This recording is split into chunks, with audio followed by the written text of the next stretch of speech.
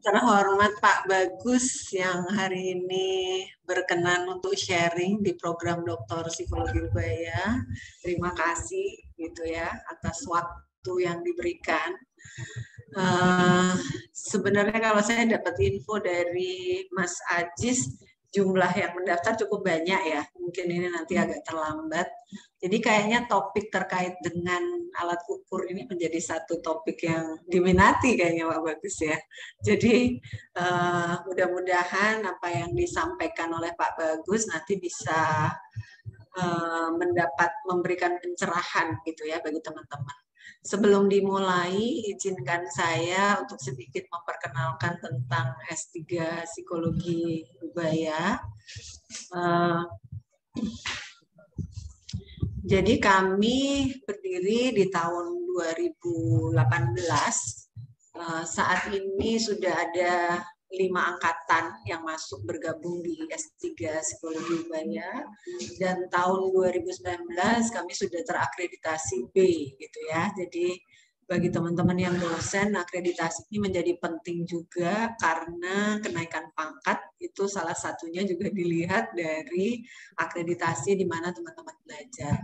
Ini tagline Psikologi Ubaya, caring dan enrichment, karena kami tahu bahwa berdoktoral itu bukan sesuatu yang mudah gitu ya. Nulis disertasi apalagi. Belum lagi mahasiswa yang S3 itu usianya pasti sudah tidak muda. Makanya kami memberikan pendampingan, caring dari dosen-dosen. Mudah-mudahan ini bisa menjadi sesuatu yang menyemangati bagi teman-teman mahasiswa yang sedang menulis disertasi. Dan yang kedua, enrichment pasti gitu ya, karena belajar S3 adalah pengayaan terhadap teman-teman semua. Ini secara ringkas adalah visinya, karena Fakultas Psikologi Ubaya tentang psikologi perkotaan, makanya visinya juga tentang perkotaan gitu ya, tetapi lebih khususnya terkait dengan riset. Ada 25 doktor yang tergabung di S3 dengan 2 diantaranya guru besar dari Fakultas Psikologi Ubaya, dan juga ada beberapa doktor dan guru besar dari luar psikologi tetapi di Ubaya yang juga tidak terlibat gitu ya terkait dengan pendidikan di kami. Nah, karena perkotaan ada 3 area pengelompokan tema riset. Yang pertama adalah urban mental health, kemudian urban family dan educational, dan yang terakhir urban industrial dan organization. Nah, ini menjadi pilihan gitu ya dari teman-teman calon mahasiswa yang akan mendaftar di program Doktor Psikologi Ubaya. Ini kurang lebih syaratnya, nanti bisa dibaca teman-teman juga di web juga ada. Nah, yang menarik sejak awal ketika mahasiswa itu mendaftar, kami sudah meminta mereka menyusun outline riset gitu ya. Outline, kalau dibilang proposal ya belum lah, outline riset gitu, dan itu dipakai juga buat kami untuk menentukan promotor dan kopromotornya nanti siapa. Jadi pada saat seleksi kami sudah melibatkan calon promotor gitu ya, untuk supaya mereka bisa terlibat langsung dari sejak mahasiswa itu mendaftar di Psikologi Ubaya. Nah, penyusunan kurikulum kami lakukan juga setiap periodik bersama-sama dengan dosen-dosen untuk menyusun kurikulum agar sesuai dengan perkembangan yang ada. Dan yang lebih penting, karena seringkali juga mahasiswa doktoral itu punya sifat yang menurut saya seringkali menghilang gitu ya. Menghilang dari peredaran. Nah, ini yang kami lakukan. Kami diskusi dengan promotor, kopromotor, dan juga bagi mahasiswa untuk dilakukan monitoring gitu ya. Monitoring bagi teman-teman mahasiswa. Nah, karena kemarin pandemi, jadi kita lakukan juga secara online gitu ya. Nah, hasilnya sudah beberapa ini yang akan rasanya lulus tepat waktu gitu ya, ujian sesuai dengan target, dan saat ini kami sudah meluluskan 3 orang gitu ya, yang satu tinggal menunggu jurnalnya publish gitu ya, tetapi sudah diterima. Jadi sudah 3 orang dan mungkin akan menyusul teman-teman yang lain gitu ya. Ini kebetulan lulusan pertama Mbak Lia yang kebetulan selesai dalam 3,5 tahun. Kami juga melakukan disertasi camp gitu ya, yang kami lakukan untuk pendampingan di mahasiswa gitu ya secara penuh, dan biasanya kita lakukan di Ubaya Training Center. Ini beberapa foto yang terbaru, kami baru pulang kemarin, tapi sayangnya fotonya belum masuk di sini ya, tetapi kami rutin melakukan. Memang pada saat pandemi kita lakukan secara online, tetapi pada saat sekarang sudah mulai menurun COVID-nya, jadi kami berani melakukan secara offline. Pendampingan jurnal itu juga kami lakukan gitu ya, sudah beberapa kali, dan biasanya setiap semester kami banyak melakukan diskusi tentang pendampingan jurnal. Mahasiswa juga kita libatkan dalam pengabdian masyarakat. Ini kebetulan waktu itu angkatan 2 ya, angkatan 2 Mbak Yani dan teman-teman gitu ya, melakukan kunjungan pengabdian masyarakat juga. Kami juga memberikan kesempatan pada mahasiswa untuk keberanian mereka untuk bicara di depan publik. Jadi disertasi itu diminta untuk disampaikan secara mudah sehingga bisa dipahami secara awam gitu ya. Kuliah tamu pasti gitu ya. Kita selalu sering mengundang beberapa pembicara gitu ya yang relevan untuk membahas topik-topik yang terkait dengan penulisan disertasi. Jadi kalau teman-teman tertarik untuk bergabung dengan program Doktor Psikologi Ubaya, silakan bergabung. Ini adalah mahasiswa-mahasiswa kami. Jumlah setiap angkatan kita batasin gitu ya, maksimal cuma 6, dan ada juga angkatan yang cuma 3 gitu ya. Jadi tergantung situasi yang memenuhi kualifikasi pada saat itu.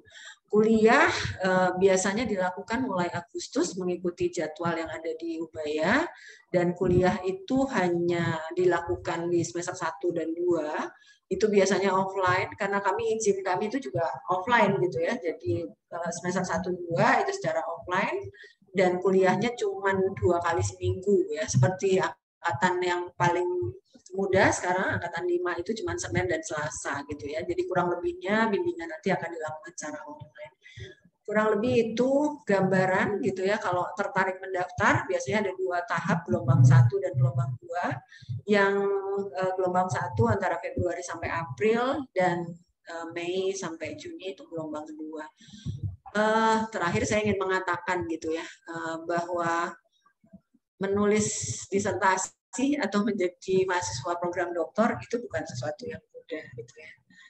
Saya bohong kalau saya mengatakan gampang menulis disertasi, enggak gitu ya. Tetapi bagaimanapun juga kami yang di program Doktor Psikologi Ubaya akan mencoba melakukan pendampingan sehingga teman-teman bisa melaluinya dengan baik dan nyaman. Saya pikir itu, mudah-mudahan acara kali ini, Pak Bagus ini juga salah satu dosen di program Doktor Psikologi Ubaya, mengajar juga mata kuliah alat ukur ya Pak Bagus, statistik juga, dan juga membimbing disertasi. Jadi manfaatkan semaksimal mungkin apa yang dimiliki oleh Pak Bagus sehingga teman-teman semua bisa mendapatkan manfaatnya. Sekali lagi terima kasih Pak Bagus atas waktu dan kesempatannya. Mudah-mudahan nggak kapok, lain kali juga bisa membahas dengan topik yang berbeda. Saya pikir itu dari saya.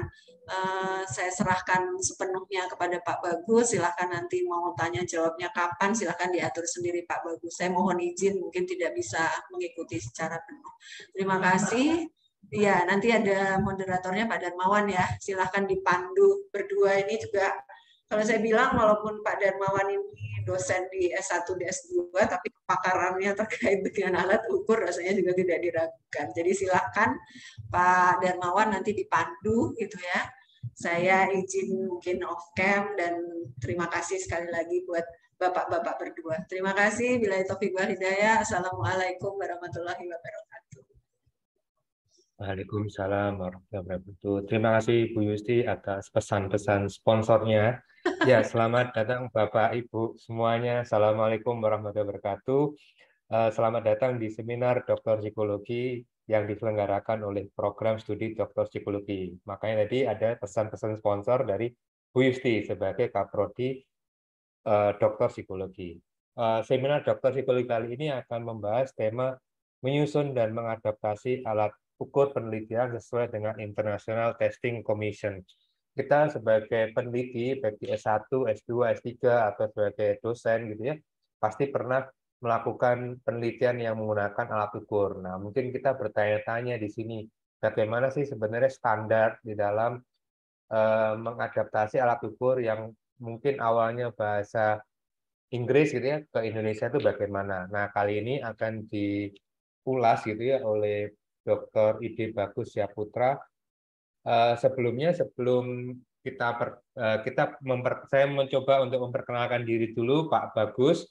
Pak Bagus ini dosen di Fakultas Psikologi sekaligus menjabat sebagai WD 2 Fakultas Psikologi Ubaya. Nah, Pak Bagus merupakan lulusan S3 dari Fakultas Psikologi Universitas Gadjah Mada.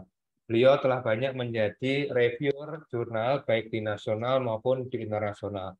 Penelitian beliau tentang alat ukur sudah banyak dan concern beliau memang di proses adaptasi alat ukur. Penelitian terakhir fokus beliau kalau tidak salah terkait dengan DCV ya Pak Bagus ya, diskriminan konten validity, suatu pendekatan di dalam konten validitas yang terbaru. Oke, mungkin itu sekilas kita coba simak.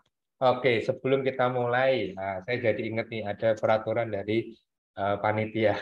Oke, oke, ya bisa di next. Nah, oke, Bapak Ibu yang telah bergabung dalam Zoom diharapkan mengganti nama dengan format kota underscore nama. Ini bagi Bapak Ibu yang selain mahasiswa Surabaya Ubaya gitu ya. Jadi bisa dituliskan misalkan Papua underscore Alexander gitu misalnya.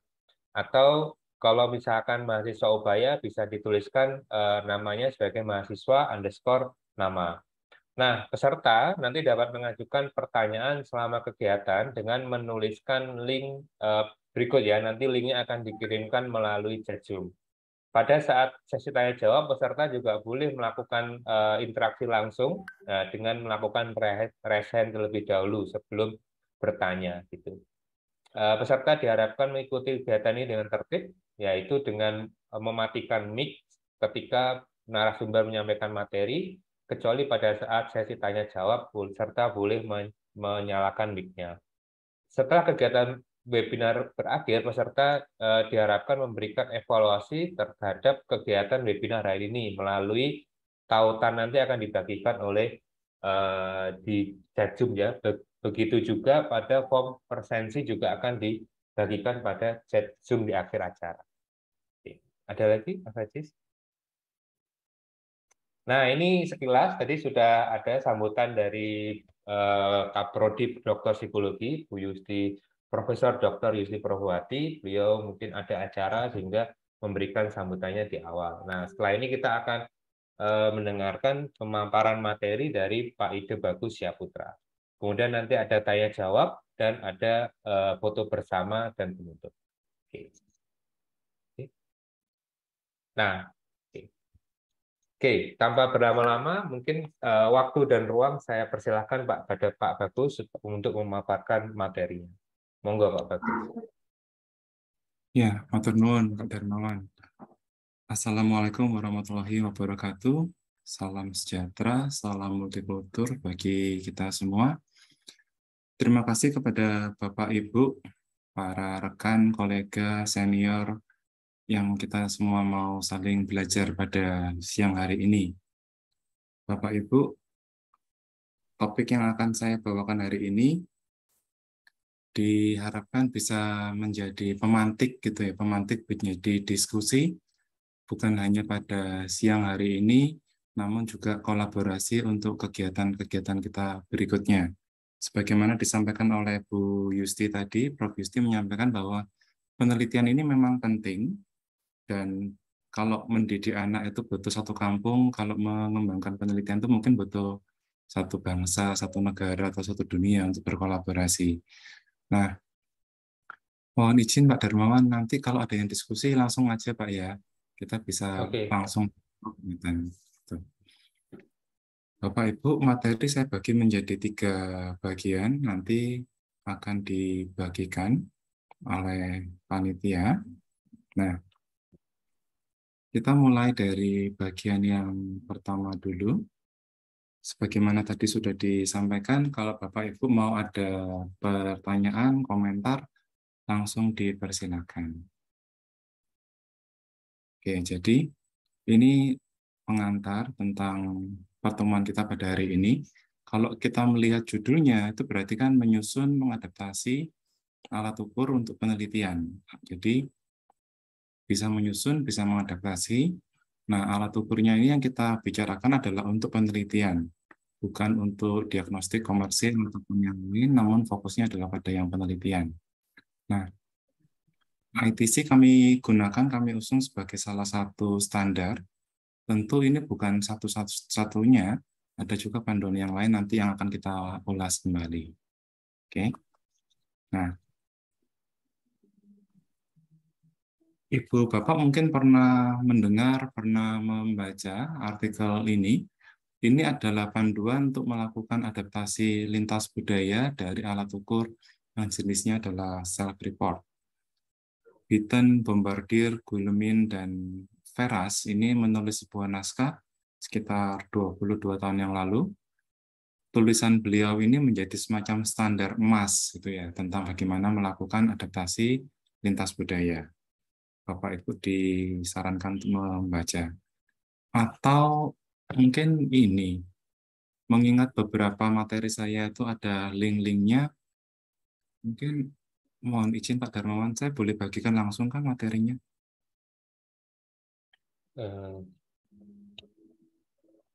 Bentar, Pak. Mengganggu? Ya boleh, Pak. Nggak apa ya, izin ya. Tapi Bapak Ya. Ibu nanti kalau materinya terlalu menarik, terus akhirnya mau dibaca sendiri, meninggalkan ini ya, jangan gitu ya. Harapannya setelah dibaca masih bisa ada waktu untuk dialog gitu ya. Sekali lagi materinya dibagikan, harapannya kalau ada link, Bapak Ibu dapat mencoba mengklik linknya langsung gitu ya. Bukan diberikan untuk kenang-kenangan perpisahan gitu. Oke, jadi saya berusaha memberikan link-link yang terkait pada layar-layar yang kita gunakan gitu. Terima kasih Pak Darmawan dan Bapak Ibu sekalian.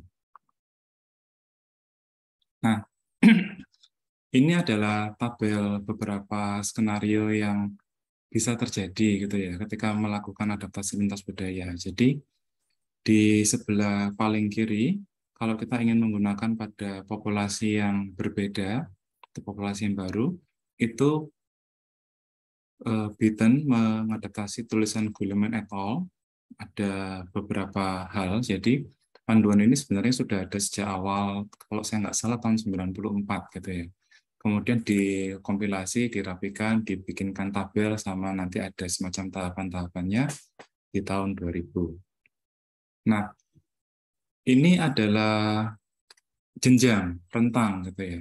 Jadi yang paling awal itu mungkin yang tidak membutuhkan adaptasi, karena populasinya sama, budayanya sama, bahasanya sama, negaranya sama. Kalau semua ini sama, ya wajar, kita tidak perlu menggunakan adaptasi. Ada yang mengistilahkan ini adalah aplikasi itu ya. Langsung kita aplikasi, langsung kita gunakan, kita terapkan pada penelitian kita. Nah, di Indonesia ini salah satu keunikan, mungkin di negara lain juga ada, yaitu ada banyak alat ukur yang pernah kita baca, pernah kita dengar, terus pernah kita gunakan. Nah, sebagai contoh, Big Five Inventory Seri 2 itu sudah ada dua publikasi. Satu dari Pak Awaludin dan saya, satu lagi dari salah satunya adalah Pak Edo dari UI gitu ya. Kemudian ada alat ukur yang lain, Briefcode misalnya, itu ada yang dari UI, ada yang dari UIN, UIN Jakarta, ada dari Ubaya. Kemudian ada lagi beberapa yang lain. Nah, tahapan berikutnya adalah ketika digunakan oleh imigran pada negara asal, gitu ya. Imigran berarti kan orang pendatang. Jadi misalnya sama-sama digunakan di Indonesia, tapi tiba-tiba ada orang asing ekspatriat yang datang ke Indonesia yang kita ingin teliti. Nah, dalam kondisi ini mungkin kita perlu melakukan penyesuaian dalam hal budaya. Oke. Berikutnya, kondisinya adalah kita terapkan di negara lain dalam bahasa yang berbeda. Nah, dalam kondisi ini yang diadaptasi itu bukan hanya budayanya, tapi juga negaranya, kemudian ada masalah budaya. Ada beberapa istilah misalnya pesta. Gitu ya. Di luar negeri, di barat, pesta itu mungkin identik dengan datang, makan, minum, menari, menyanyi, dan sebagainya. Di kita mungkin pesta itu sifatnya lebih pasif. Ada yang pesta itu istilahnya prasmanan, ada yang pakai meja, dan sebagainya. Kita harus menyesuaikan.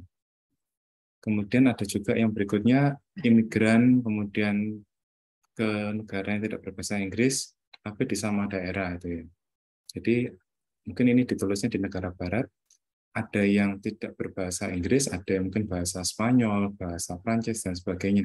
Penyesuaiannya makin banyak. Nah, yang paling masif, yang paling banyak perubahan, itu pasti yang negaranya berbeda, bahasanya berbeda. Yang seringkali akhirnya ya budayanya juga berbeda. Nah, dalam kondisi itu, adaptasi menjadi makin banyak, makin kompleks. Gitu. Nah, maaf, ini tadi urutan slide-nya berarti tertukar.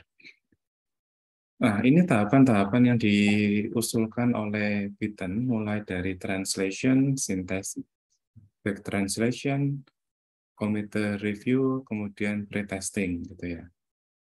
Jadi, usulan yang sering dipakai oleh Bitten adalah terjemahkan itu minimal ada 2. Nanti kita akan bandingkan dengan ITC, gitu ya. Kemudian setelah diterjemahkan, forward translation, dari 2 versi ini kita selaraskan. Kita lihat apakah ada yang berbeda, apakah ada yang sama. Kemudian setelah kita timbang-timbang, apakah kita mau memakai salah satu seutuhnya yang sangat jarang, atau kita mau pakai kombinasi, butir pertama translator 1, butir kedua translator 2, butir ketiga translator 2, dan seterusnya. Atau yang paling sering adalah adanya kombinasi. Jadi ada yang kita tambah, ada yang kita kurangi, ada yang kita ganti dari masukan para translator maupun dari tim itu sendiri. Nah, setelah selesai tahap ketiga, back translation. Nah, ini banyak disarankan, namun dalam kenyataannya tidak selalu digunakan. Hambleton juga mengingatkan bahwa pendekatan back translation ini bukan wajib, tapi bagus gitu ya. Dalam artian, tidak mungkin kita hanya melakukan back translation saja, tapi kita menggunakan back translation sebagai pelengkap. Tujuannya utamanya yang paling mendapatkan manfaat sebenarnya adalah pengembang asli. Jadi, harapannya pengembang asli itu dapat melihat kalau alat ukur ini diterjemahkan ke bahasa Indonesia, kemudian diinggriskan kembali, apakah semangatnya, esensinya itu masih sama, masih selaras. Nah, ketika tidak ada back translation, maka mereka tidak dapat menakar apakah alat ukur ini sudah sesuai, atau ada yang berbeda, ada yang tidak sesuai dengan rancangan, dan sebagainya. Gitu. Nah, setelah itu sudah selesai, maka akan ada pertemuan para komite, komite pakar, ada ahli metodologi, ada pengembangnya, ada profesional dari segi bahasa. Nah, dari sini akhirnya diperoleh namanya konsensus atau kesepakatan sebelum akhirnya dilakukan uji coba piloting yang disarankan melibatkan 30-40 orang, butir-butirnya secara lengkap. Kemudian setelah itu diedarkan, biasanya dilengkapi juga ada menanyakan, baik secara tertulis atau kalau waktunya dimungkinkan sumber dayanya ada, wawancara. Paling minimal biasanya ada semacam FGD gitu ya. Kalau lebih intensif berarti ada istilahnya response process, think aloud protokol, cognitive interview, dan sebagainya. Nah, ini adalah istilahnya panduan umum yang diperkenalkan. Tulisan ini sudah disita mungkin belasan ribu kali gitu ya sejak terakhir diterbitkan. Oke, sampai di sini dulu Bapak dan Ibu. Apakah ada yang mau ditanyakan atau dikomentarkan mengenai Bitten ini dulu? Monggo dipersilakan Bapak Ibu kalau ada yang mau tanya langsung ya gitu ya. Ini saya perhatikan ada beberapa teman kolega. Monggo silakan. Dari saya sudah cukup jelas, Pak. Detil, Pak. Terima kasih. Oke, nah Bapak Ibu yang hadir di sini saya yakin ada banyak yang sudah punya pengalaman. Pengalaman itu bisa pengalaman hasil, pengalaman yang belum, pengalaman yang berbeda. Kalau Edison mengatakan 3.000 kali mencoba, mendapatkan satu yang berhasil, dan 2.999 yang berbeda itu ya. Mungkin bukan gagal, tapi kita tahu bahwa oh cara ini ternyata hasilnya nanti tidak sesuai dengan yang seharusnya. Nah, kita juga bisa belajar. Istilah di beberapa pihak itu namanya penelitian gang buntu. Penelitian gang buntu itu berarti, oke ya cara ini ternyata gagal, cara ini ternyata macet, mohon dihindari. Gitu. Oke. Nah, ini pesertanya makin banyak. Mungkin tadi ada yang masih ngajar gitu ya. Sekarang sudah mulai lebih senggang ketika jam istirahat makan siang. Bapak Ibu, mengingat waktu kita sangat terbatas, Bapak Ibu kalau mau sambil istirahat gitu ya, mau makan, mau minum, silakan. Cuman kalau boleh jangan dinyalakan kameranya. Nanti ada apa ya, menarik perhatian lah. Nanti saya juga ingin ikut makan jadinya. Gitu. Jadi kalau mau sambil makan, mau sambil rebahan, silakan. Tapi ya kameranya dimatikan sesaat gitu ya. Mic-nya mungkin juga dimatikan agar tidak ada suara-suara yang menarik dan mengalihkan perhatian. Nah ini Ya, ada Pak Bu. Bagus, ini ada pertanyaan, Pak. Siap, Ya, monggo. silakan Bu Amalia Ramadhani. Terima Dari kasih. Semarang ya, Bu? Iya, betul. Ya, silakan Bu. Hermawan. Ya, terima kasih banyak kesempatannya Pak Bagus, izin untuk bertanya. Tadi disampaikan, menurut apa yang disampaikan oleh Bitan, itu salah satunya back translation itu menjadi tidak wajib. Sebetulnya yang diuntungkan adalah pengembang asli skalanya gitu ya untuk bisa mendapatkan feedbacknya seperti apa. Tetapi sebetulnya sejauh mana batasannya seperti itu, karena barangkali sebetulnya ini sangat perlu untuk cross cultural cross cultural adaptation ya, seperti itu Pak Bagus. Terima kasih Pak Bagus. Ya. Matur nuwun Bu Amalia, makasih banget sudah ditanggapi langsung. Bapak Ibu, konfirmasi saya khawatir salah sebut tadi. Yang mengatakan tidak wajib itu yang pasti saya. Referensi yang saya pakai itu bukan yang Beaton, tapi Hambleton. Jadi Beaton mengusulkan bahwa back translation itu tahapan ketiga. Nah, namun dalam praktiknya back translation ini setelah dilihat lagi sebenarnya terkadang kendala dari back translation itu adalah, contohnya ini Bapak Ibu. Bu Amalia izin kita sambil dialog ngeten nggih, santai mawon. Bu, Pak Bagus. bahasa Inggrisnya matahari, Bu. Sun. Sun. Oke. There. Mata, Bu. Apa? Mata. I. Sapi, Bu. Sapi. Kau. Sapi. Yang suaranya, oh, itu loh, Bu. Kau, yang kita, Kau. Telur mata sapi, Bu. Telur mata sapi. Di Inggris kan apa, Bu? Telur mata sapi. Telur, egg. Telur mata sapi apa ya? Omelet. Bukan ya? Apa sih namanya? Telur mata sapi apa, Pak? Ayo, ada yang tahu enggak? Ayo, ada yang tahu enggak? Malah saya sunny side up ya. Nah, lah. Ini Bu Cencen. Nah, jadi saya tuh bingung, telur mata sapi itu Inggrisnya apa? Ternyata sunny side up gitu ya. Jadi telur mata sapi itu istilah Indonesia yang kita kadang-kadang bingung gitu ya. Dari ayam, tapi namanya matanya sapi gitu ya. Nah, terus ketika di Inggris kan, ternyata tuh sunny side up. Sunny matahari, terus sisi satunya tuh, sisi terangnya itu kan. Nah, kadang-kadang kalau kita menerjemahkan, ada hal-hal itu yang penerjemahannya itu pasti bukan gabungan kata-kata gitu ya.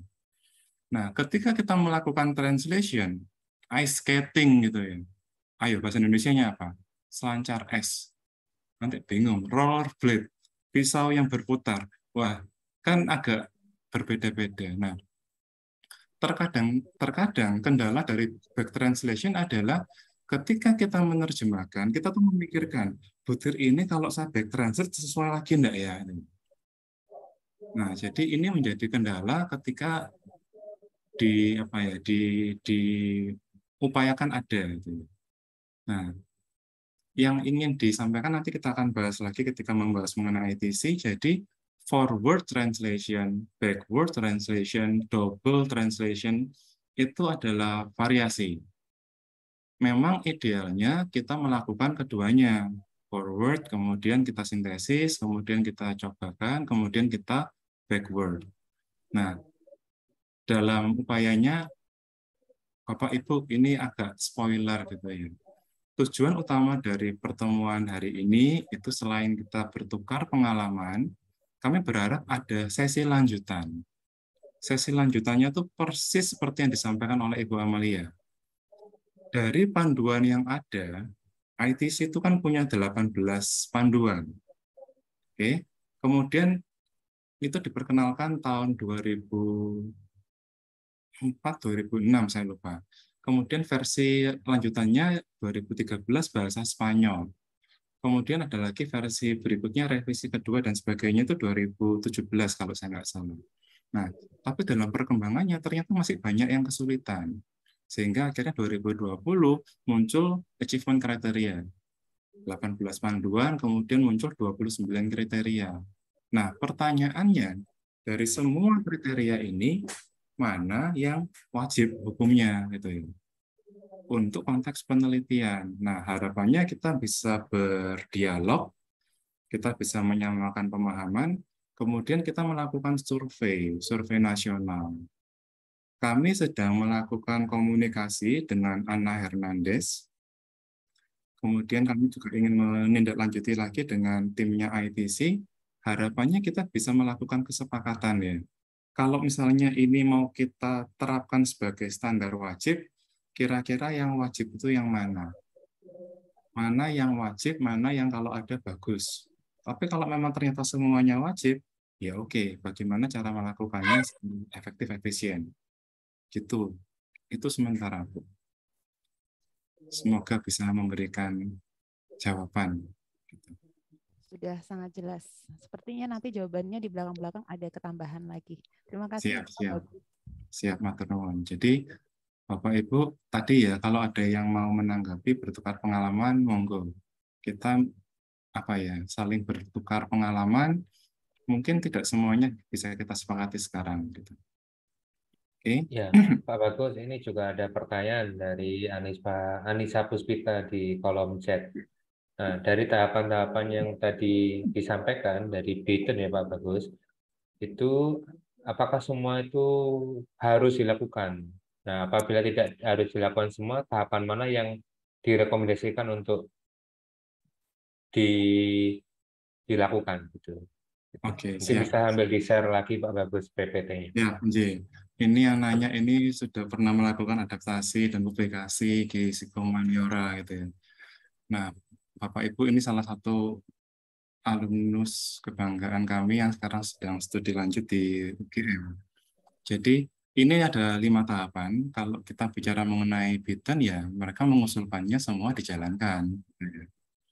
Nah, ini kan hanya 5. Dari 5 ini kalau kembali lagi ya, kalau kembali ke Bitten ya mereka menyarankan semuanya ini dijalankan. Nah, dalam praktiknya yang sulit, nah jadi gini Bapak Ibu, dalam praktiknya orang itu seringkali menyampaikan begini, proses ini mengikuti standar dari Bitten, titik sudah. Tanpa pernah ada yang mengklarifikasi, diikutinya seperti apa, dengan cara seperti apa, hasilnya seperti apa. Nah, nanti kita akan lihat gitu ya. Jadi ini saya jadi ingat mengenai reporting guideline. Sebentar, saya coba buka satu tambahan.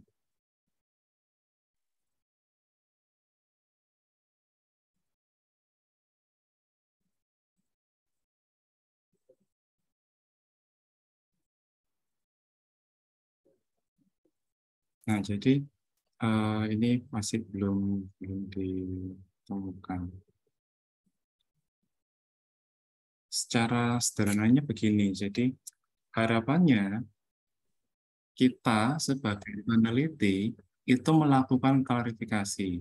Kalau memang kita mengatakan yang saya pakai adalah Bitten, kita tuliskan. Dari Bitten ini sudah saya jalankan dengan cara seperti ini, tahap pertama. tahap kedua dengan cara seperti ini, tahap ketiga dengan cara seperti itu, dan seterusnya. Sehingga nanti ini dapat menjadi bukti bagi para pembaca akhir gitu ya, atau para reviewer dan editor jurnal untuk menakar, oh prosesnya ini sudah diikuti. Jadi kalau pengelola jurnal itu ingin menggunakan sebuah standar, yang paling sederhana mereka hanya menyampaikan, oke, Anima ataupun misalnya Makara atau misalnya Psikohumaniora, kami merekomendasikan Bitten. Kalau mau publikasi alat ukur menggunakan Bitten, itu rekomendasi. Yang kedua, bukan hanya rekomendasi, tapi checklist. Gitu ya. Nah, checklistnya ini disarankan untuk digunakan dan diikuti. Yang ketiga, checklistnya ini diperiksa. Nah, Bapak-Ibu, sementara ini banyak jurnal yang belum sampai ke tahap kedua dan ketiga. Jadi kita hanya meminta mereka menyampaikan, oh Anda pakai standarnya siapa untuk adaptasi? Oh standarnya ini, standarnya itu, titik sudah. Nah ke depan harapannya agar laporan ini menjadi lebih rapi, lebih sistematis, lebih bisa direplikasi dan dipertanggungjawabkan, itu ada perincian yang lebih lanjut, gitu ya. Jadi jawaban mudahnya adalah kalau menurut Bitten semuanya diwajibkan. Nah, nanti kita perhatikan di ITC gitu ya. Sementara gitu Pak Darmawan untuk jawaban ke Kak Anissa. Ya, terima kasih Pak Bagus. Ya, mungkin bisa dilanjutkan Pak Bagus. Siap. Oke, ini yang dari Bitten. Kemudian tadi ini. ITC itu punya panduan yang versi pertama tahun 2005, kemudian versi berikutnya yang dalam bahasa Inggris lengkap itu 2017. Bersama kita hadir juga Bu Kristiani Suwartono.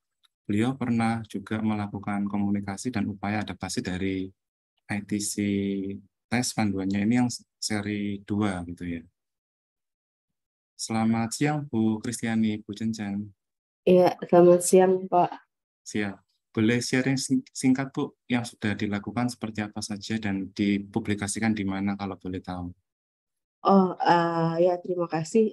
Untuk yang versi 2.4 itu sebenarnya sih kami sedang melakukan adaptasi juga untuk yang IST 2000R short version. Jadinya kami juga dari Hograph juga diminta untuk mengikuti guidelines dari ITC ini, sehingga kami membaca dan habis itu kami terjemahkan untuk kepentingan kami sendiri sih. Jadi belum dipublikasikan dimanapun. Oke, siap Bu. Nah, Bapak Ibu yang disampaikan oleh Bu Kristiani Suwartono ini sebenarnya adalah kondisi yang banyak terjadi. Dalam arti kita ini sebenarnya sudah melakukan banyak hal, cuman mungkin belum terekspos gitu ya. Dan yang disayangkan adalah kalau karya-karya mulia ini tidak terbaca. Kemudian akhirnya semua orang reinventing the wheel gitu ya. Nah, nanti kami akan share beberapa kondisi lagi. Nah, terima kasih ya Bu Cencen, kami izin lanjutkan. Ya, terima kasih. Nah, Bapak Ibu, ini sedikit promosi tentang ITC, International Test Commission. Mereka tuh punya banyak panduan sebenarnya, mulai dari yang ini, yang paling terkenal memang Translating and Adapting Test. Ada mengenai penggunaan tes, ada computer-based testing, quality control, test security, test disposal, gitu ya. Large scale assessment sampai test taker. Oke, semua itu ada. Nanti kalau kita mau jalan-jalan ya masuknya ke websitenya ini, intestcom.org. Nanti halamannya ke sini, nanti bisa diklik lagi yang lebih relevan. Oke, kita lanjutkan. Ini Bitten. Nah ini, jadi ini prosesnya tadi. Membuat panduan ini ternyata waktunya nggak lama. Ya nggak selamanya, tapi juga nggak cepat gitu ya. Nggak lama karena dipikir ya setelah 10 tahun jadi, kemudian nanti ada versi revisi dan sebagainya. Namun yang pasti tidak bisa dikerjakan dalam semalam. Gitu ya. Nah, di panduan ITC, mereka memberikan 18 panduan. Nah, kami masih berusaha memahami. Setelah kami pikir-pikir kembali, ini kami sharingkan dinamika pembelajaran kami. Semula 18 tahapan ini kami pikir adalah 18 urutan. Mirip seperti ini.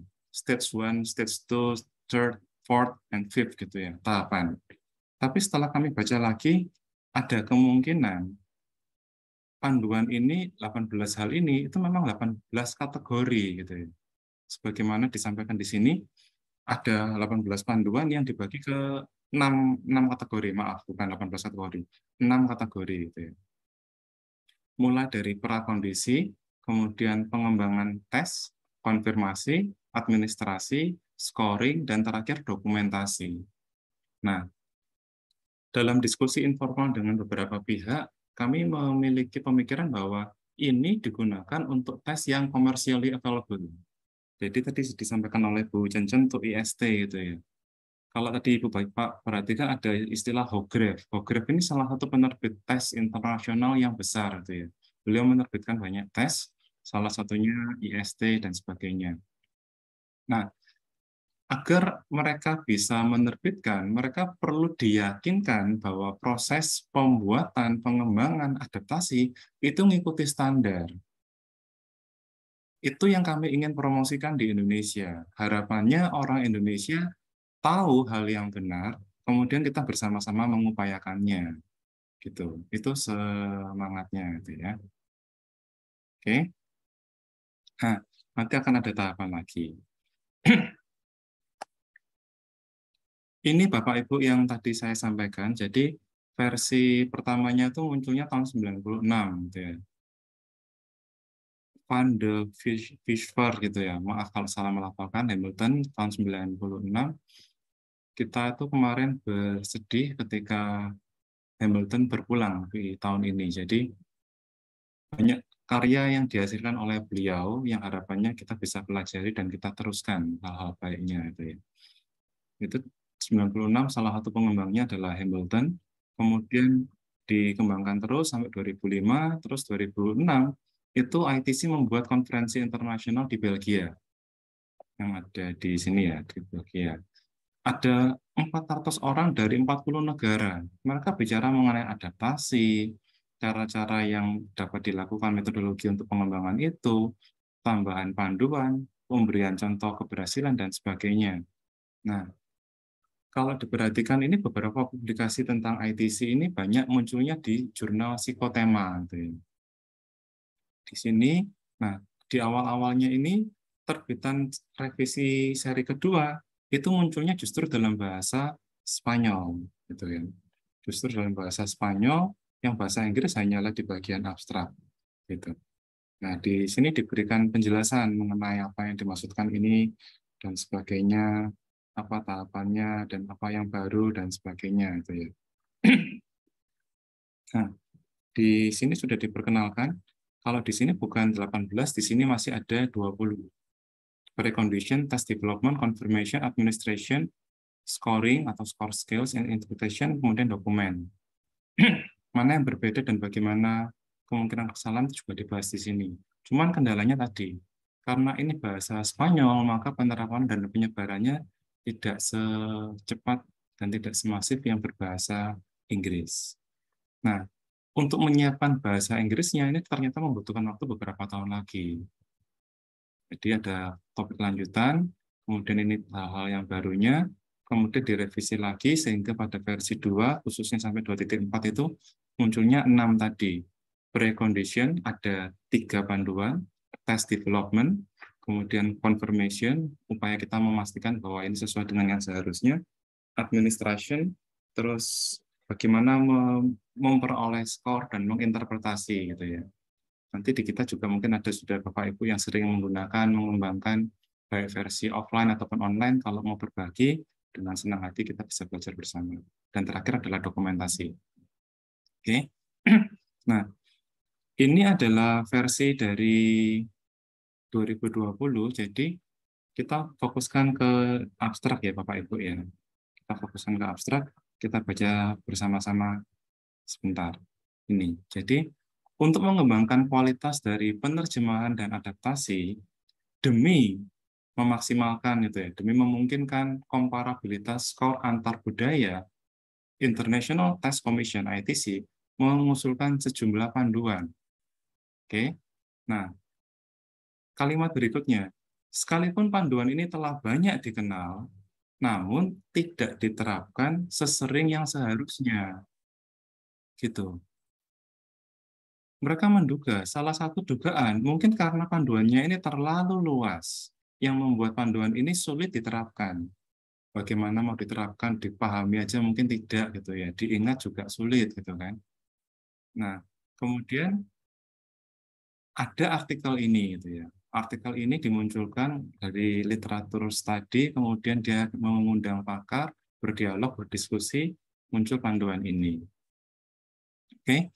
Mereka memunculkan daftar periksa yang sifatnya evaluatif kriterian, yang diharapkan dapat membantu para tes adapter itu ya, orang-orang yang mengadaptasi tes untuk mengimplementasikan, menjalankan apa yang direkomendasikan oleh ITC. Jadi Bapak Ibu, semangat yang ingin kami sebarkan, semangat yang ingin kami tularkan itu adalah bagaimana caranya panduan yang sudah ada itu kita pahami, kita terapkan. Dan bagaimana caranya agar pengetahuan yang kita miliki itu makin lama kumulatif terus berkembang. Tidak membuat dari awal lagi, mengulangi lagi, membongkar lagi. Kira-kira begitu. Oke, nah, tiap panduan yang ada pada ITC itu dioperasionalkan dengan sejumlah kriteria. Oke, ada 18 panduan yang terbagi menjadi 6 kategori. Tiap panduan itu ada beberapa kriteria. Nah, daftar ini diserahkan kepada para pakar. Seingat saya ada beberapa pakar yang diajak komunikasi, kemudian dalam prosesnya diperolehlah akhirnya 12 ini. Oke. Nah, diterapkan dengan para reviewer yang independen, pada hasil akhirnya diperolehlah ini 29 kriteria yang meliputi seluruh tahapan, mulai dari planning, development, confirmation, adaptation, administration, score, dan documentation. Nah, mereka yakin ini dapat diterapkan. Oke. Naskah ini adalah satu artikel jurnal. Kalau naskah ini dibaca, di dalamnya ada semacam lampiran. Nah, lampirannya itu masuk ke sini. Ini. Achievement Criteria for ITC. Nah, di Achievement Criteria ini, kalau kami boleh menyimulasikan, isinya nanti ada seperti ini. Apa sih yang dimaksud dengan pedoman tadi, panduan itu apa, gitu kan. Kemudian adalah, berikutnya ini adalah, apa yang menjadi indikatornya, apa kriterianya. Oke. Mereka berusaha memunculkan apa sih yang dianggap baik, apa yang cukup, apa yang kurang, dan dalam kondisi apa itu tidak relevan. Gitu. Jadi apa yang mereka lakukan itu adalah berusaha memahami 18 panduan, kemudian mereka mengevaluasi panduan ini menjadi sejumlah kriteria, tepatnya 29, dan tiap kriteria ini diberikan semacam rubrik. Kalau ini dilakukan berarti bagus, kalau ini dilakukan berarti cukup, kalau seperti ini berarti kurang, gitu ya. Itu tahapan-tahapannya. Nah, dari sini nanti ada semacam ini. Ini yang kalau bisa kita terapkan itu akan sangat bagus sekali. Mungkin ada yang bertanya, loh Pak, kok jadi rumit ya, kok jadi sulit ya? Nah, memang untuk hal yang baik itu mirip yang disampaikan oleh Prof. Yusti. Bohong kalau kita bilang proses ini itu mudah, gitu ya. Tapi kita bilang ini bisa. Gitu ya. Jadi harapannya kita bisa berdialog dan utamanya kita bisa berkolaborasi. Harapannya apa yang sudah ada itu kita dapat pelajari, gunakan bersama-sama, kembangkan bersama-sama. Kami sangat ingin gitu ya, ada nanti entah itu namanya podcast, entah itu namanya video pembelajaran, materi pembelajaran, buku, kumpulan soal, dan sebagainya, artikel jurnal. Intinya adalah pengetahuan ini terlalu berat, terlalu besar untuk dipelajari sendirian. Dan kalau kita jalankan sendirian, itu sangat mungkin ada kesalahan, salah pemahaman, kekurang telitian. Jadi harapannya kita bisa berkolaborasi. Gitu. Nah, sampai di sini dulu. Apakah ada yang mau ditanyakan? Gitu. Ya, Pak Bagus, ini ada pertanyaan dulu dari chat Zoom, Pak Bagus. Ya, dari Pak Widawan Aryo Ya, dari Surabaya ini Pak Dito kalau nggak saya Oke, perhatikan. sih. Nah, intinya gini Pak Bagus, kalau sudah ada alat ukur yang versi Indonesia, artinya kan sudah diadaptasi dalam dari bahasa Inggris ke bahasa Indonesia, baik itu dalam bentuk sudah terpublikasi atau di grade literatur. Nah, apakah kita perlu melakukan penerjemahan lagi dari awal gitu, ataukah bisa langsung diaplikasikan, gitu, Pak Bagus? Oke, saya stop share dulu. Baik, jadi jawaban paling mudah itu begini. Bapak Ibu, kalau kita, ini Pak Dito ngapunten, boleh open mic kalau lagi dimungkinkan atau open cam. Iya, Ya. iya Pak Bagus. Ya. Selamat siang Pak Dito. Selamat siang. Ya. Maaf belum bisa open cam karena saya mau ganti perangkat ini. Tapi Siap. open audio masih bisa. Siap. Yang penting open mind Pak ya. Terima kasih sebelumnya. Oke. Terima kasih. Siap. Jadi Bapak Ibu, ini kan sudah 12:30. Ini saya izin kirim satu chat dulu ke kolom chat. Mengingat Bapak Ibu kalau saya perhatikan jumlahnya ini kan naik turun gitu ya. Ini saya izin Pak Dito, saya kirimkan chat dulu ya. Jadi chat ini isinya adalah grup gitu ya, undangan untuk bergabung dalam grup, di mana setelah ini kalau kita mau dialog lebih lanjut dimungkinkan. Grupnya itu. Jadi saya bagikan duluan. Siapa tahu Bapak Ibu ada yang berhalangan dan sebagainya langsung pindah, kita masih bisa nututi lewat grup itu. Itu dulu. Nah, sekarang kembali ke yang ditanyakan oleh Pak Dito. Jadi Bapak Ibu mungkin pernah mendengar ya penarikan obat sirup gitu ya. Kemarin tuh saya termasuk salah satu penikmat atau pengguna suplemennya bentuknya sirup gitu ya. Orang yang ya nanti kalau saya dibilang promosi, yang pokoknya orang sering mengkonsumsi lah itu ya. Nah, terus ketika itu dilarang, kami tuh bingung, saya tuh bingung, aduh ini diminum atau enggak ya. Nah, menurut salah satu sahabat gitu ya, beliau tanya ke orang yang di farmasi, katanya ya memang ada penarikan gitu ya. Penarikan kalau nggak sangat terpaksa ya jangan diminum gitu kan. Nah, Bapak Ibu yang disampaikan Pak Dito tuh kalau saya boleh memberikan analogi itu seperti ini. Kalau ada sebuah obat yang belum disertifikasi BPOM, belum ada surat keterangan edar, DEPES dan sebagainya, Pak Dito kira-kira mau minum atau enggak? Monggo, Pak. Enggak mau, Pak. Siap. Kalau obat enggak mau, Pak ya? Nah, Pak, kalau pisang goreng, Pak? Enggak mau. Kalau bakso, Pak? Oh, mau. Nah, Bapak Ibu, ini kita coba ya, kita pikir sama-sama. Mau juga. Siap. Jadi kalau obat itu kita sangat berhati-hati. Tapi begitu kita bicara mengenai makanan, saya yakin Bapak Ibu bukan enggak pernah ya, jarang tanya itu ya. Ini sertifikat dari Dinas Kesehatannya mana itu ya. Pemeriksaannya mana? Mungkin nanti yang label halalnya mana untuk makanan. Padahal kita makan tuh lebih sering daripada makan obat gitu ya. Nah, hal yang sama itu berlaku untuk alat tes. Kalau kita gunakan alat tes yang sudah pernah divalidasi, sudah pernah diuji, maka kita punya dasar bahwa oh alat ini pernah digunakan, dilaporkan baik gitu ya. Dan baiknya itu ada penjelasannya, bukan hanya baik menurut pakar gitu ya. Titik sudah. Nggak dijelaskan caranya gimana, ngujinya gimana, buktinya apa, tidak. Nah, dalam kondisi ini, kalau memang sudah ada bahasa Indonesianya, tapi nggak ada keterangan bagaimana itu diperoleh, maka kalau kita ikuti di panduannya Hernandez, yang mereka sampaikan, bentar ya, ini saya tuh mengajari teman-teman dan kolega itu untuk tidak mudah percaya, khususnya kepada saya. Sampai akhirnya saya beneran nggak dipercaya sama banyak orang. Ini Bapak Ibu, tolong diperhatikan bagian yang paling bawah itu ya. Jika satu atau lebih kriteria not applicable itu kan. Contohnya ini itu kan. Karena memang tujuannya bukan untuk melakukan perbandingan antar budaya atau butir ini karena memang tidak diuji untuk ini dan tidak menunjukkan div, maka harus dijustifikasi. Jadi nggak boleh serta-merta kita bilang, ini nggak relevan gitu ya, ini nggak terkait, butuh penjelasan, itu satu.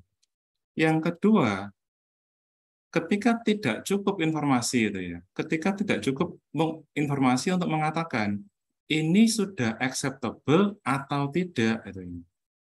Misal, penerjemahannya melibatkan pakar dari segi bahasa, budaya, ahli pengukuran, konsep itu ya.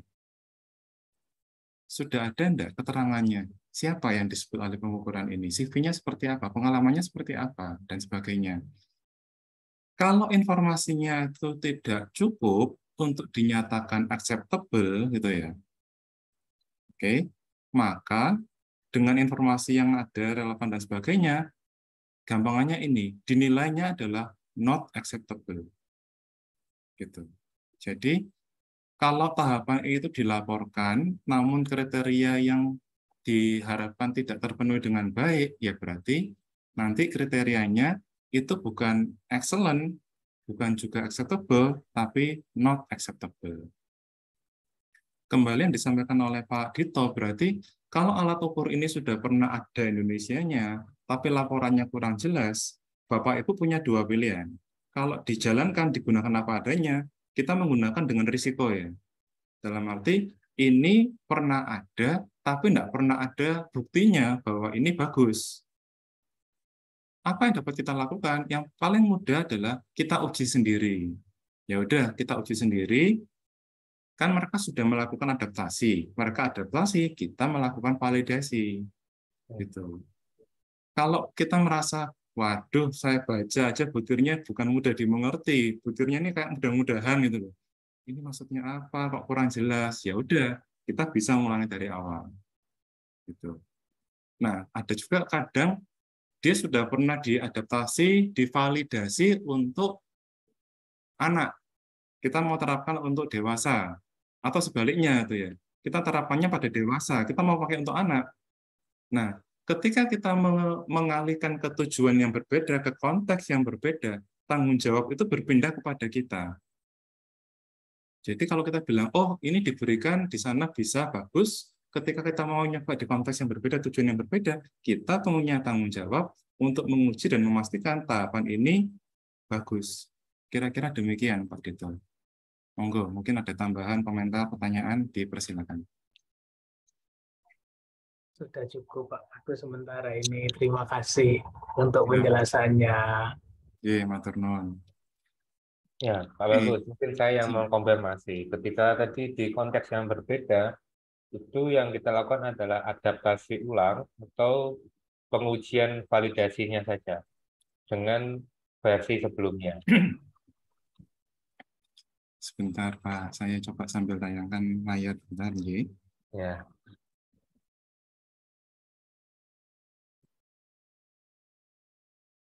Kita sambil melihat layar bersama-sama, terus kita berdialog kembali, ya.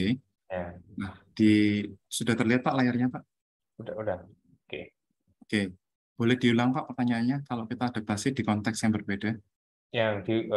Kalau kita sudah ada nih di konteks anak-anak, terus kita ubah mau konteks dewasa, apakah perlu diadaptasi ulang atau sekedar pengujian validasi saja gitu? Oke, siap. Nah, gambar ini dimunculkan sebagai wawasan mengenai adanya leveling, adanya tahapan, gitu ya. Nah, kalau di sini ini kan perbedaan dalam hal budaya, bahasa, dan negara. Nah, yang jenengan sampaikan itu kan berarti konteksnya misalnya usia. Oke. Oh, semula adalah anak SD. Oh, kalau diterapkan SMA, SMP gimana? Bawa ke mahasiswa gimana? Atau sebaliknya. Nah, makin besar overlap antara istilah di mereka itu source and target gitu ya. Antara awalnya dengan sasarannya. Makin besar overlap, maka adaptasi itu makin kecil. Ini saya sering ketukar istilahnya. Kalau di APA, AERA, NCME itu mereka menyampaikan bahwa perbedaannya itu bukan dikotomis tapi jenjang. Kalau saya salah minta maaf sebelumnya, tapi seingat saya itu istilahnya adalah akomodasi sampai terakhir modifikasi. Gitu ya. Jadi akomodasi itu berarti disajikan dalam bentuk yang lebih mudah dipahami, yang lebih sesuai. Offline, online, bahasa, tampilan, gambar, dan sebagainya. Kalau diberikan ke anak-anak seperti ini, kalau diberikan ke orang tua nanti nggak cocok atau sebaliknya.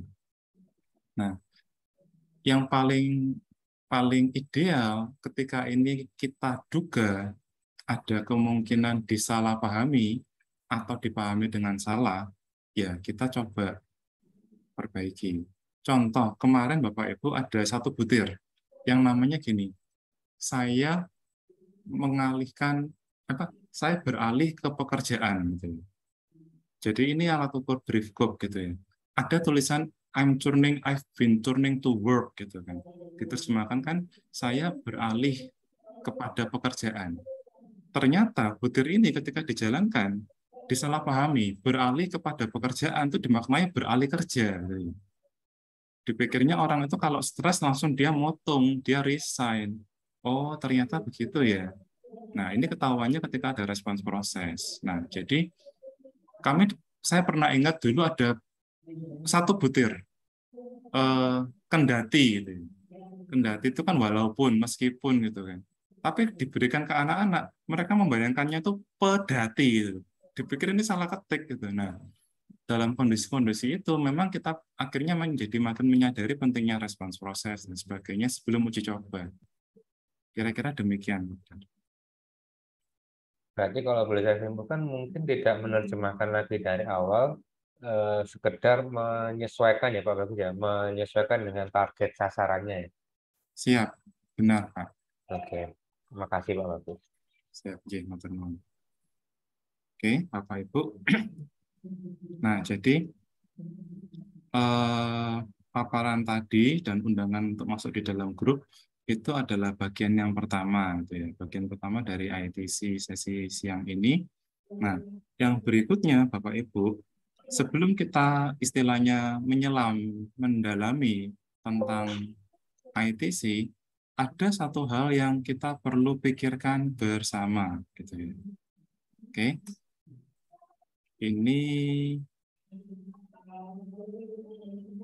ini modifikasi pengembangan dari materi yang pernah saya sampaikan pada acara yang berbeda. Jadi, bagaimana memilih alat ukur, gitu kan? Bagaimana memilih alat ukur?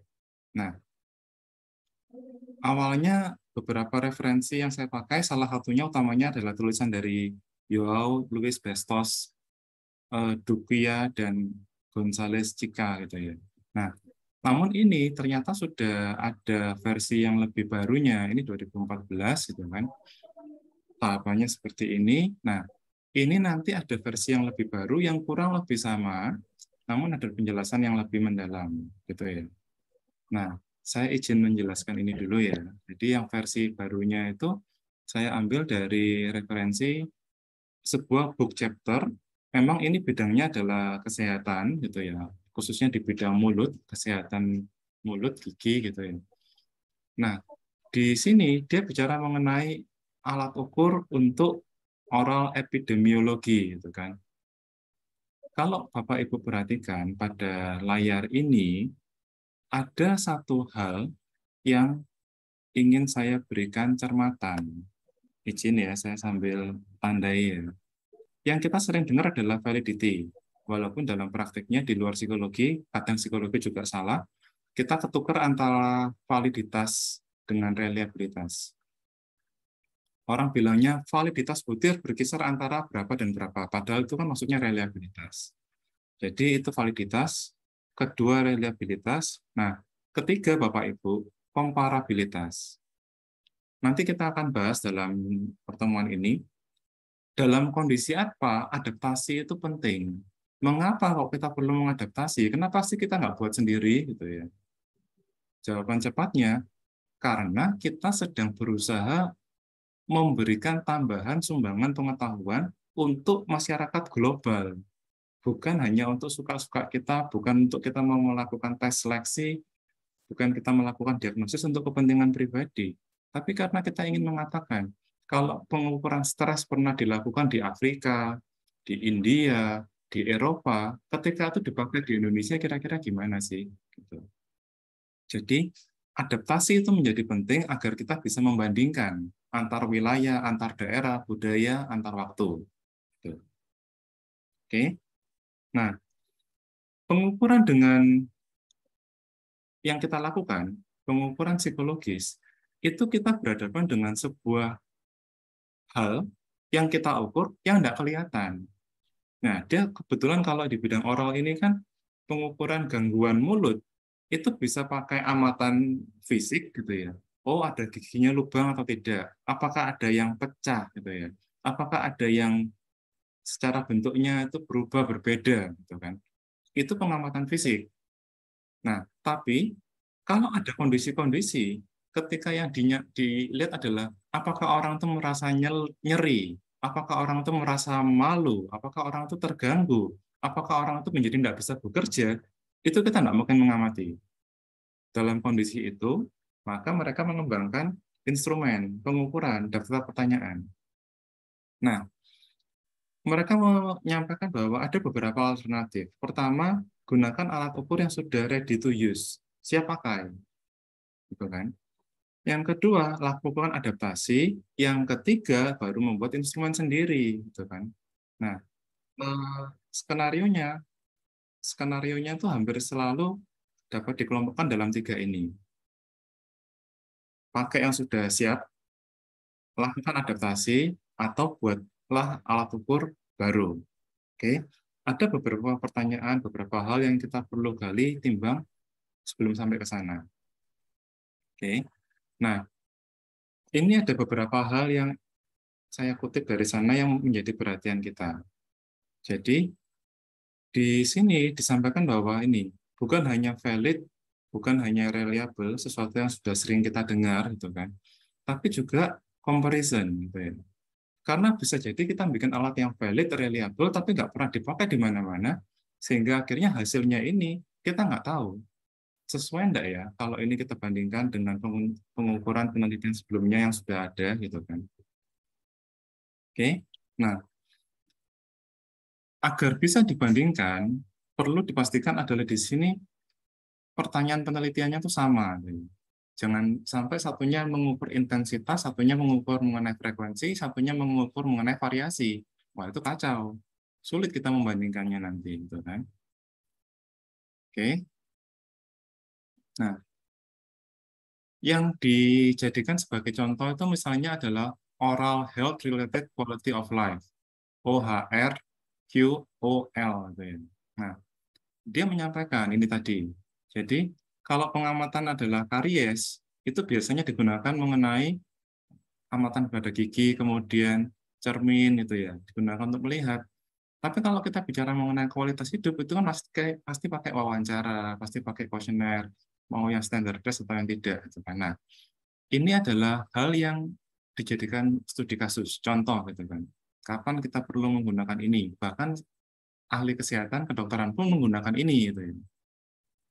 Nah, memang disampaikan bahwa tidak selalu kita gunakan ini diminta mereka ngisi kuesioner ya, nggak selalu. Kalau memang itu dimungkinkan, mungkin bisa dilakukan sambil menunggu. Tapi yang ingin diutamakan di sini adalah kalau memang kita tidak bisa melakukan pengamatan secara langsung, langkah pertama adalah ya udah kita sepakati dulu ya yang namanya kualitas hidup terkait dengan kesehatan oral itu apa gitu ya. Nah, di sini yang dimunculkan dalam definisi itu adalah absen. Hilangnya dampak buruk dari kondisi oral terhadap kehidupan sosial. Gitu ya. Jadi kehidupan sosialnya tidak terganggu oleh masalah kesehatan mulut. Gitu kan. Dan yang kedua adalah perasaan positif, kepercayaan diri terkait kesehatan gigi, mulut, wajah. Gitu. Ada orang yang karena giginya mungkin mohon maaf lubang gitu ya, ada yang bermasalah sehingga jadinya bau. Orang mau interaksi jadi kadang susah menjauhkan diri dan sebagainya. Nah, ini yang mereka ingin ukur. Oke.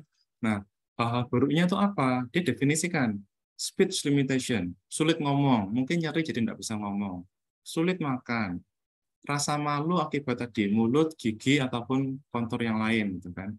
Sulit istirahat, oke, rasanya nyeri di mulut. Nah, hal-hal ini disepakati dulu. Oke ya, kalau kita mau mengukur mengenai kualitas hidup, artinya itu tadi, tidak adanya hal-hal negatif terkait dengan kehidupan sosial akibat gigi dan mulut. Kemudian orang tuh punya kepercayaan diri terkait tadi mulut dan wajah gigi gitu ya. Nah, indikator hal negatifnya ada 5. Artinya apa? Kalau kita ini bicara 5, kalau kita mau ukur, ya harusnya 5. Kalau kita punya alat ukur lain yang sama seperti ini, itu setara. Kalau alat ukur lain ternyata pakainya 7 atau hanya 3, ya berarti itu nggak setara. Itu ya. Nah, dalam kondisi ini mereka sampaikan komparabilitas. Kita pakai tes inteligensi, ya tidak bisa hanya karena sama-sama namanya tes kecerdasan, maka kita bilang, saya dibandingkan orang sana, saya lebih cerdas, saya kurang cerdas. Loh, kalau alatnya berbeda, mungkin bukan kurang cerdas, mungkin sama, tapi kita diukur dengan cara yang berbeda. Oke. Nah, ini tadi mengenai hal-hal rinciannya itu. Nah, terus ada contoh-contohnya itu kan. Mana yang mengukur mengenai setiap kondisi kesehatan tadi. Oke. Nah, setelah kita bicara mengenai butirnya, Bapak Ibu, kalau kita perhatikan di sini, kita bicara mengenai intensitas tiap butirnya. Jadi, butir-butir yang dipakai, saya ingat Pak Yahya Umar, itu menyampaikan bahwa butir-butir yang dipakai dalam, kalau saya nggak salah, itu EPPS. Ketika kita diminta untuk membandingkan 2 butir, kita lebih suka yang mana? Ada satu tahap yang harusnya tidak boleh dilewatkan, yaitu kedua butir ini social desirability-nya harus imbang. Nggak boleh kita bandingkan apa yang Anda ingin lakukan di dalam kelas. Tidur, memperhatikan. Oh, ini nggak boleh. Kenapa? Karena social desirability-nya memperhatikan itu lebih tinggi dibandingkan tidur. Harusnya sama-sama yang social desirable atau sama-sama yang socially undesirable. Nah, butir yang kita pakai, kalau kita bicara nanti ke level analisis butir, itu kan ada yang lebih mudah disetujui, lebih mudah ditolak, dan sebagainya. Itu ya. Nah, jadi butir-butir yang dipakai ini harapannya itu variasinya lengkap, jenjangnya juga lengkap. Sehingga ketika dipakai, potretnya itu bisa lebih utuh dan menyeluruh. Gitu. Oke. Nah, ini dia mencontohkan. Kalau kita bandingkan antara di Brasil dan Australia, terus satunya bilangnya 30%, satunya 15%, kita harus cek dulu, apakah alat ukurnya sama. Gitu ya. Dalam artian, kalau alat ukurnya ini sama, nanti kita lihat dalamannya. Tapi kalau alat ukurnya ini jelas-jelas sudah berbeda, misalnya tadi kita punya IST, terus kita punya WAIS, terus kita punya Raven Progressive Matrix, kita punya yang lama, yang lain lagi. Loh, kalau memang ini bisa berbeda, mau dibandingkan itu kan jadi lebih sulit. Karena mulai awal memang konturnya beda, gitu kan. Nah, di sini ini ada contoh butir. Sulit berkonsentrasi untuk melakukan aktivitas sehari-hari, misalnya bekerja ataupun belajar karena gangguan kesehatan dan mulut dan sebagainya. Nah, ini kita harus lihat apakah mungkin ya mereka itu akan membayangkan hal yang sama. Gitu ya. Atau jangan-jangan nanti yang dibayangkan itu berbeda-beda, gitu kan. Oke. Nah, ini adalah diagram alir. Ini sangat mirip dengan yang di awal tadi, dengan apa? Dengan versi yang berbeda. Oke, sampai di sini dulu. Saya perhatikan di chat ada pertanyaan. Oh, oke. Oke, siap, Pak. Nah,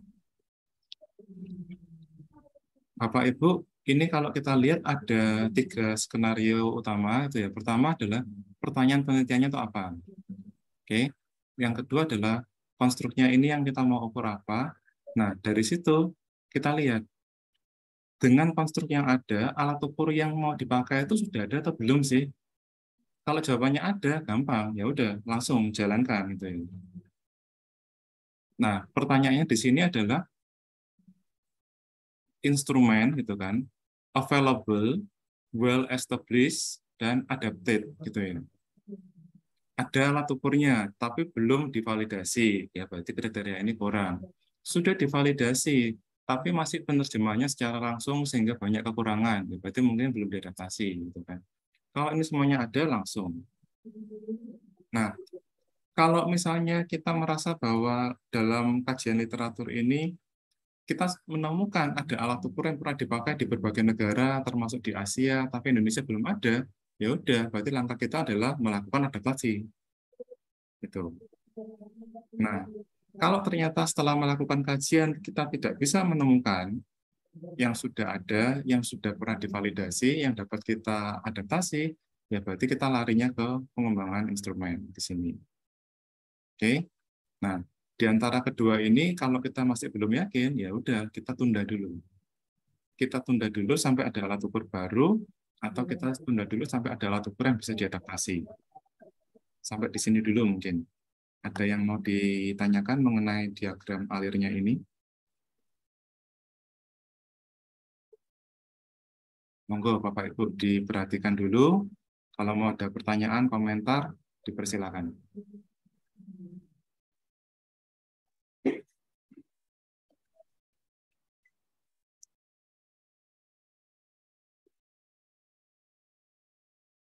Mengapa ini penting untuk kita bahas, Bapak Ibu? Kadang-kadang kita tuh sudah buru-buru milih alat ukur gitu ya, tanpa alasan yang mantap. Kenapa kok ini yang kita pilih? Jadi kita harus yakin dulu bahwa yang kita pilih ini, kalau istilahnya di kolega kami di kantor itu dari yakin teguh gitu ya. Sudah yakin bahwa kalau kita pakai ini memang ini cocok dan memang di antara alternatif yang ada ini yang terbaik. Gitu kan. Oke. Sementara ini kalau nggak ada pertanyaan, saya asumsikan aman ya. Kita lanjutkan saja.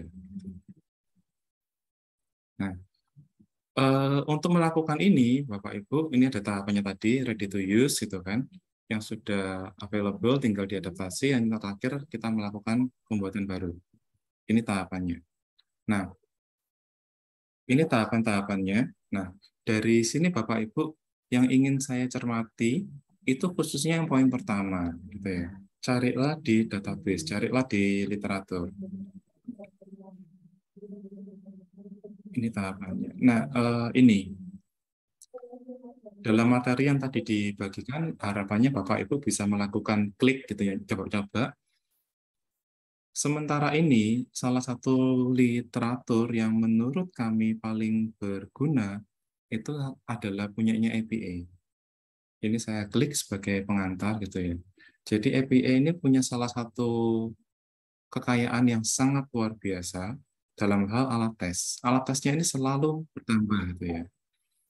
Sekarang sudah sampai 70.000, tempo hari masih 60 sekian, sekarang sudah 70.000. Nah, jadi alat tes ini mereka melakukan kurasi, pengumpulan gitu ya. Mulai dari deskripsinya, validasinya, kemudian butir-butirnya. Database ini adalah salah satu database yang paling mereka rahasiakan, paling mereka jaga. Selain tentu saja ada juga psikoterapi, video terapinya. Jadi kami sarankan kalau Bapak Ibu bisa punya akses ke sini, manfaatkan gitu ya. Ini kami contohkan, tunjukkan. Jadi kalau kita bisa punya akses ke database-nya, maka akan ada tulisan ini, test available. Berarti kita bisa lihat alat-alat ukur mana yang butir-butirnya itu tersaji secara lengkap. Kebetulan di Ubaya, kami berlangganan database ini. Jadi bagi Bapak Ibu yang tidak punya akses, mungkin kita bisa berkolaborasi gitu ya, melakukan penelitian bersama sehingga database ini dapat digunakan bersama-sama. Karena kalau ini kami edarkan secara langsung tanpa ada kerjasama, itu namanya pelanggaran hak cipta. Karena yang boleh memakai adalah orang-orang di lingkungan Ubaya. Nah, ini contohnya. Jadi di APA itu mereka punya penjelasan apa saja alat tesnya, kemudian keterangannya ada, di bawah ada lagi keterangan dan sebagainya, kemudian ada butir-butirnya. Ini contoh dari APA. Oke. Selain APA, ada beberapa sumber-sumber yang lain. Gitu kan. Ada di sini kami bagikan. Ada yang dari area tertentu itu ya, ada yang di Arab, ada yang psychology tool, ada yang Buros dan sebagainya. Nah, ini saya dapat dari salah satu teman, Pak Edwin. Beliau mendapatkan informasi tentang ini. Kita bisa memasukkan di sini itu butir gitu ya. Jadi kalau butirnya itu dalam misalnya ini, I trust easily, saya mudah percaya. Ini kira-kira sama dengan butir yang ada pada alat ukur apa ya, dia bisa munculkan ini. Oh, alat ukur aspek atau skala forcefulness gitu ya, emotionality, toughness dan sebagainya dari sini. Nah, nanti ini ada korelasinya dan sebagainya. Ini luar biasa. Oke, ini contoh-contohnya. Jadi ini adalah contoh sumber-sumber rujukan kalau kita mau memilih alat ukur mana yang mau kita adaptasi. Gitu. Nah, kenapa tadi kami mempromosikan grup? Karena Bapak Ibu, kita ini punya alat ukur, namun seringkali alat ukur itu yang tahu ya kita sendiri, yang pakai kita sendiri. Nah, kalau kita merasa bahwa itu kekayaan kita, ya oke. Tapi jangan lupa, berarti orang lain kan juga punya kekayaan yang sama. Nah, harapannya kita bisa punya forum, punya suatu wahana untuk saling berbagi. Gitu ya. Sampai di sini dulu. Ada pertanyaan? Monggo Ya, dipersilakan. silakan Bapak Ibu. Kalau ada pertanyaan boleh langsung bisa langsung mengutarakan atau lewat chat Zoom ya. Silakan.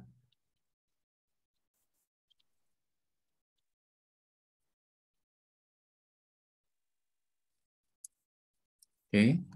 Nah, lanjut ya, kita lanjutkan materinya. Jadi, yang pertama tadi penjelasan mengenai sejarahnya ITC. Yang kedua, sebelum kita lanjut mengenai itu, pastikan kalau kita mau adaptasi, yang kita adaptasi itu memang sesuai.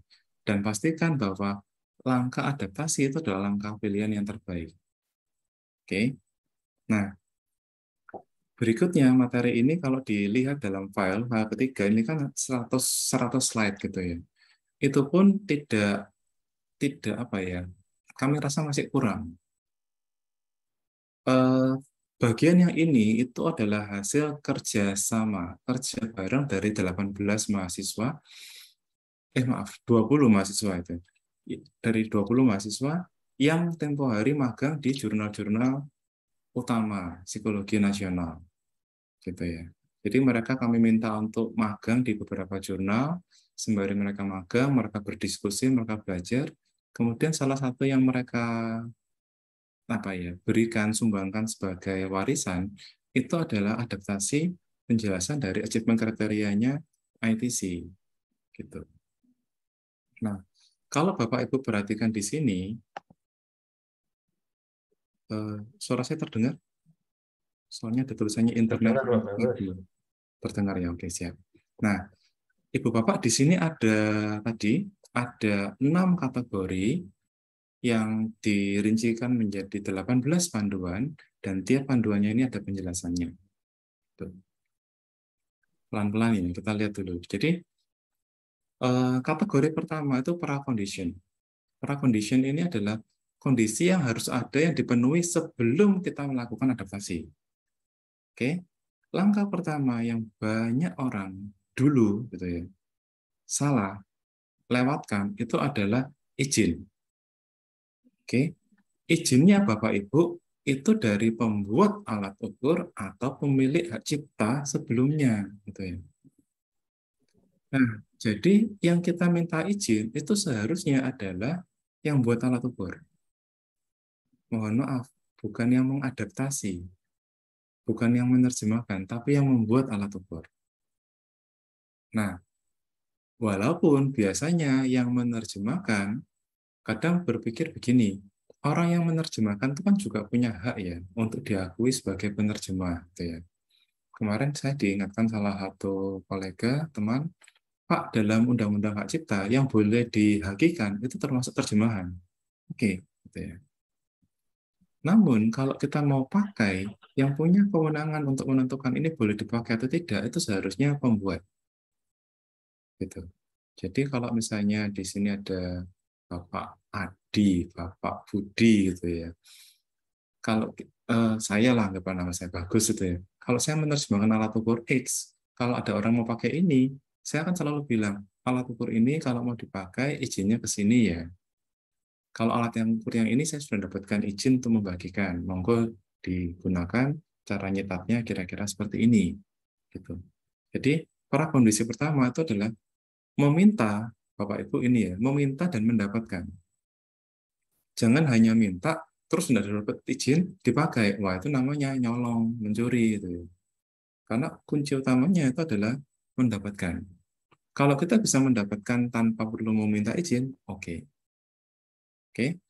Tahap berikutnya itu adalah mengevaluasi kesesuaian dari segi konten alat ukurnya, kemudian apakah ini sesuai untuk dipakai di target populasi.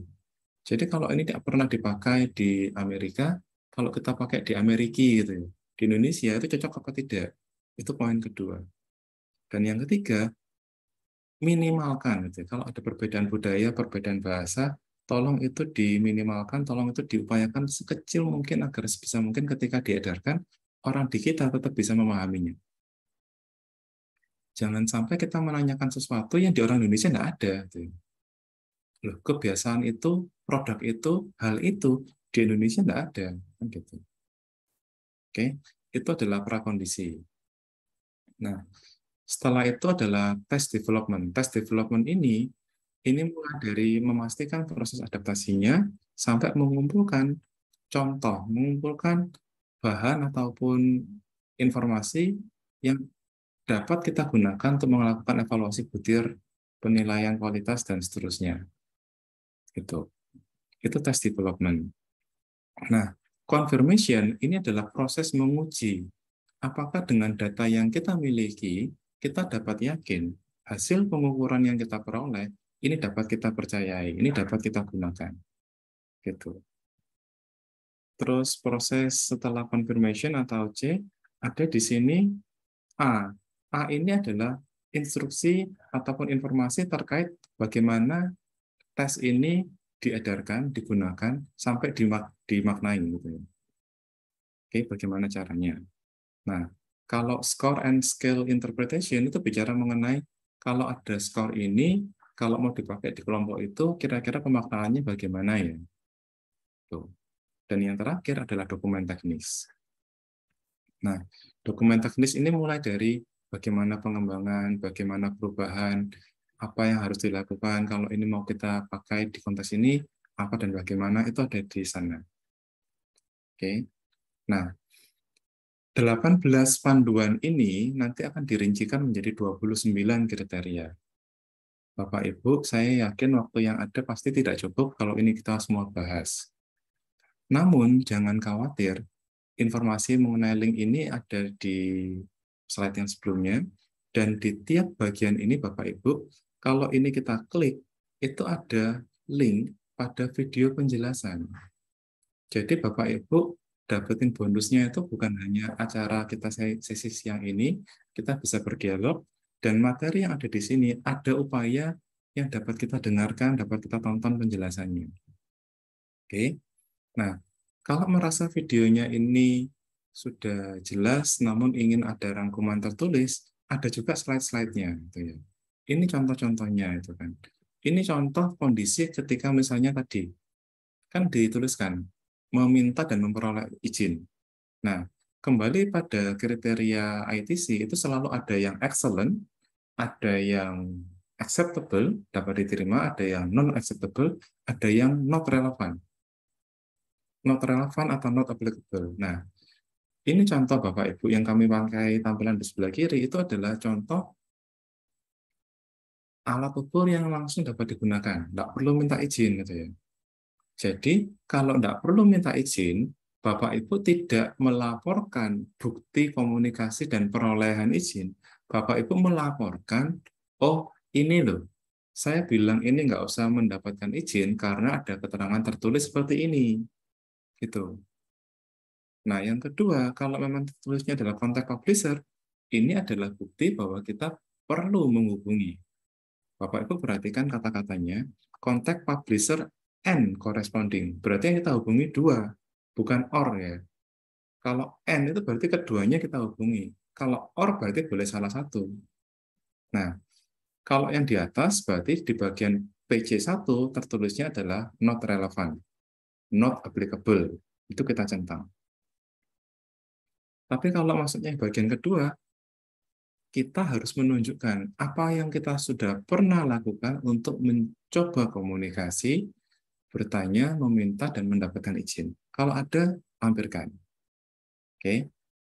Ini contohnya itu ya, kita kirimkan email. Gitu. Ini kemarin Kak Angela melakukan email kepada Julia Levashina, gitu kan, izin untuk menggunakan AFP Indonesia. Subjek emailnya apa, itu kan, keterangannya pastikan dan sebagainya, kirimkan. Nah, adanya email balasan, adanya tanggapan baik secara personal ataupun otomatis atau institusional, itu menjadi bukti bagi kita ketika kita mau lapor ke jurnal, penerbit atau manapun, bahwa oke, saya telah mencoba berkomunikasi dan mendapatkan keterangan bahwa ini dapat dipakai dengan izin. Ini kalau sudah ada, ini masuk kriteria yang di sini adalah baik. Mohon maaf kalau istilahnya mungkin tidak persis sama ya. Excellent jadinya baik, acceptable kami maksudkan cukup, not acceptable itu kami maknai kurang. Gitu ya. Oke, nah jadi Bapak Ibu, yang kami ingin familiarisasikan dalam sesi yang siang hari ini, itu baru tahapan pertama, yaitu ada loh yang namanya panduan ITC, ada loh 18 panduan, kemudian 29 kriteria, dan tiap kriteria ini kami sudah berusaha menyediakan rangkumannya dalam bahasa Indonesia, baik model teks seperti ini maupun video. Nah, di tiap ini sudah ada rangkumannya. Oh, prakondisi 1 itu berarti meminta dan mendapatkan izin tertulis gitu ya, bukan lisan. Nggak bisa kita hanya bilang, oh saya sudah ketemu dengan Bu Wiwi, saya sudah ketemu dengan Bu Bayu gitu ya, dan diizinkan. Nggak bisa, kurang kuat. Kalau itu terjadi, bisa jadi masuk cukup atau sesuai tabel tadi. Kalau nggak ada buktinya, itu berarti kurang. Nggak ada bukti kita pernah meminta dan mendapatkan izin. Gitu. Nah, kami memberikan tambahan informasi yaitu apa sih yang perlu dituliskan dalam formulir permohonan izin. 1, subjek email harus jelas gitu ya. Kadang-kadang Bapak Ibu kan terima atau email dari penerbit, email dari orang yang nggak jelas, masuknya ke spam gitu ya, harus hati-hati. Yang kedua, sampaikan tujuan alat ukur, tujuan pengukuran ini apa? Untuk penelitian kah? Untuk pengabdian kepada masyarakat kah? Untuk komersil kah? Atau yang lain gitu kan? Terus lakukan penjelasan. Yang mau dilakukan itu apa? Mau langsung pakai, mau adaptasi, modifikasi, atau kita gunakan untuk membuat alat ukur baru. Jelaskan. Terus terakhir, sampaikan. Nanti kami sepakat bahwa versi terjemahannya itu nanti menjadi milik Anda. Atau kita bilang, boleh nggak kalau yang ini nanti saya pakai untuk kepentingan saya dalam batasan seperti ini. Oke. Sampai di sini. Ada pertanyaan? Ya, Pak Bagus, ini ada pertanyaan. Linknya ada saya kirimkan ke Pak Bagus. Gitu. Oke, saya Bentar. coba. Ya.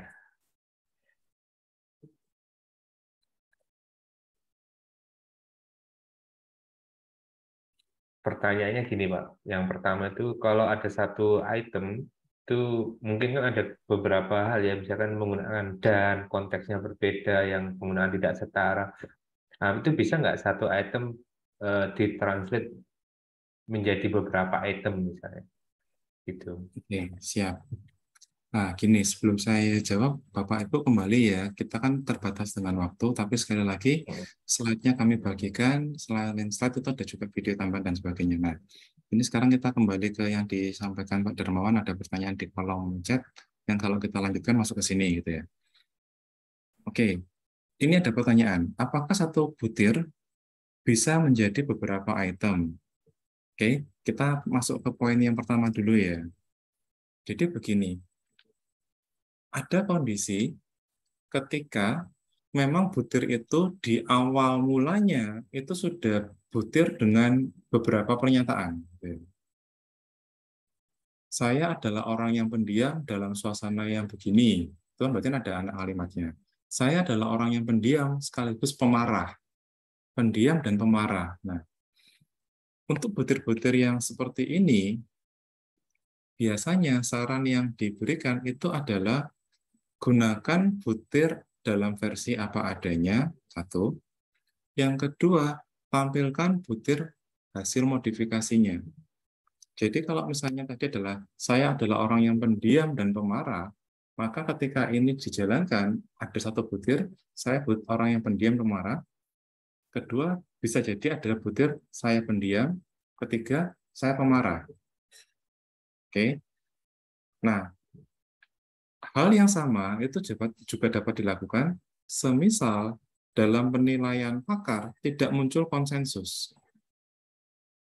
Dalam penilaian pakar akhirnya muncul bahwa oh ternyata butir ini dapat dimaknai sebagai A atau B dan pakar tidak bisa menyepakati. Nah, dalam kondisi ini biasanya kedua butir dijalankan.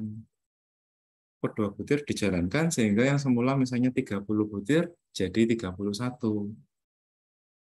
Nah, setelah ini kita coba, kita punya data, dari data tadi kita tarik simpulan.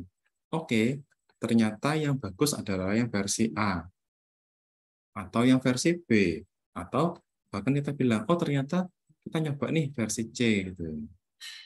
Namun, kalau ternyata yang kita pakai adalah versi C, harus kita ingat bahwa A sudah pernah dicoba, B sudah pernah dicoba, C belum. Artinya apa? Kalau kita mau coba lagi, kalau kita mau lakukan pengambilan data, tindakan, saya menghindari kata jangan ya, saya gunakannya gini, tindakan menggantikan A, B dengan C itu berisiko. Jadi idealnya adalah tadi 30 butir awalnya jadi 31 karena ada versi A, ada versi B. Kalau memang kita merasa bahwa ada butir baru yang mau kita usulkan yaitu versi C, yang paling konservatif jalankan A, B, C. Sehingga dari 30 jadi 32. Selama ini nggak terlalu banyak, itu harusnya nggak masalah. Tapi kalau ini banyak, ternyata versi revisinya ada beberapa, usulan saya adalah dari A atau B ambil satu, kemudian versi revisinya ini disusulkan. Jadi, kita selalu punya keterkaitan, kesinambungan dengan data sebelumnya. Oh, ini versi yang modifikasi dari versi yang sudah ada sebelumnya. Jadi, jawaban cepatnya adalah, apakah bisa? Bisa. Namun, butir yang awal itu jangan pernah ditinggalkan, gitu ya. Jangan pernah dihilangkan tanpa ditampilkan bersama dengan butir modifikasi. Dari saya sementara itu, Pak Der. Monggo, kalau ada yang mau ditanyakan lebih lanjut. Nah, itu yang pertanyaan kedua kan lebih baik membuat skala sendiri atau adaptasi. Mungkin sudah dijawab ya Pak Bagus di proses yang tadi. Oke, siap. Kemudian ini Pak Bagus, apakah boleh menambah, mengurangi aspek? Ini juga ada pertanyaan yang bersamaan, tapi bukan aspek, tapi butir. Apakah boleh mengurangi dan menambah butir gitu? Jadi ada dua konteks, mengurangi aspek atau mengurangi butir, boleh tidak seperti itu? Oke, jadi tanggapan cepat, Ibu Bapak, gampangannya gini. Kalau kita pakai apa adanya, anggaplah itu namanya adaptasi mendekati ke akomodasi. Kalau kita ada perubahan-perubahan tampilan dan sebagainya. Kalau kita sampai mengubah aspeknya, itu sudah masuk ke modifikasi. Gitu ya. Nah, kalau kita melakukan modifikasi, kita punya tanggung jawab yang lebih berat. Mengapa? Karena kita harus meyakinkan pembaca bahwa versi modifikasi ini sama atau bahkan lebih baik dibandingkan aslinya. Big Five awalnya 5, kami buat menjadi 6. Big Five awalnya 5 OCEAN, Openness, Consensus, dan sebagainya. Saya ganti menjadi Pancasila. Gitu. Tapi ini tetap Big Five kok. Nah, kalau ini kita melakukan pengubahan atau mengurangi aspek, maka kita harus memberikan klarifikasi bahwa ini tetap sama atau lebih baik dibandingkan aslinya. Baru kita bilang bahwa ini adalah modified version of previous test. Gitu. Kita harus ngaku bahwa ini versi modifikasi dari sebelumnya dan hasilnya sama baiknya. Tapi kalau enggak, ya berarti kita ngaku saja. Ini sudah saya coba ya, sudah saya coba adaptasi, modifikasi, tapi belum saya validasi. Nah, biasanya kalau diserahkan ke jurnal, jurnal akan nimbang. Oke, ini belum divalidasi, dari datanya sepertinya masih masuk akal, oke lanjut. Atau mungkin pengelola jurnal akan tanya, aku kan ini untuk membuktikan bahwa ini baik dan sebagainya. Itu Pak, tanggapan yang poin berikutnya. Ini juga ada yang nyambung Pak Bagus. Kalau itu mengurangi item atau butir, apakah juga termasuk adaptasi atau modifikasi tadi? Oke, sebentar.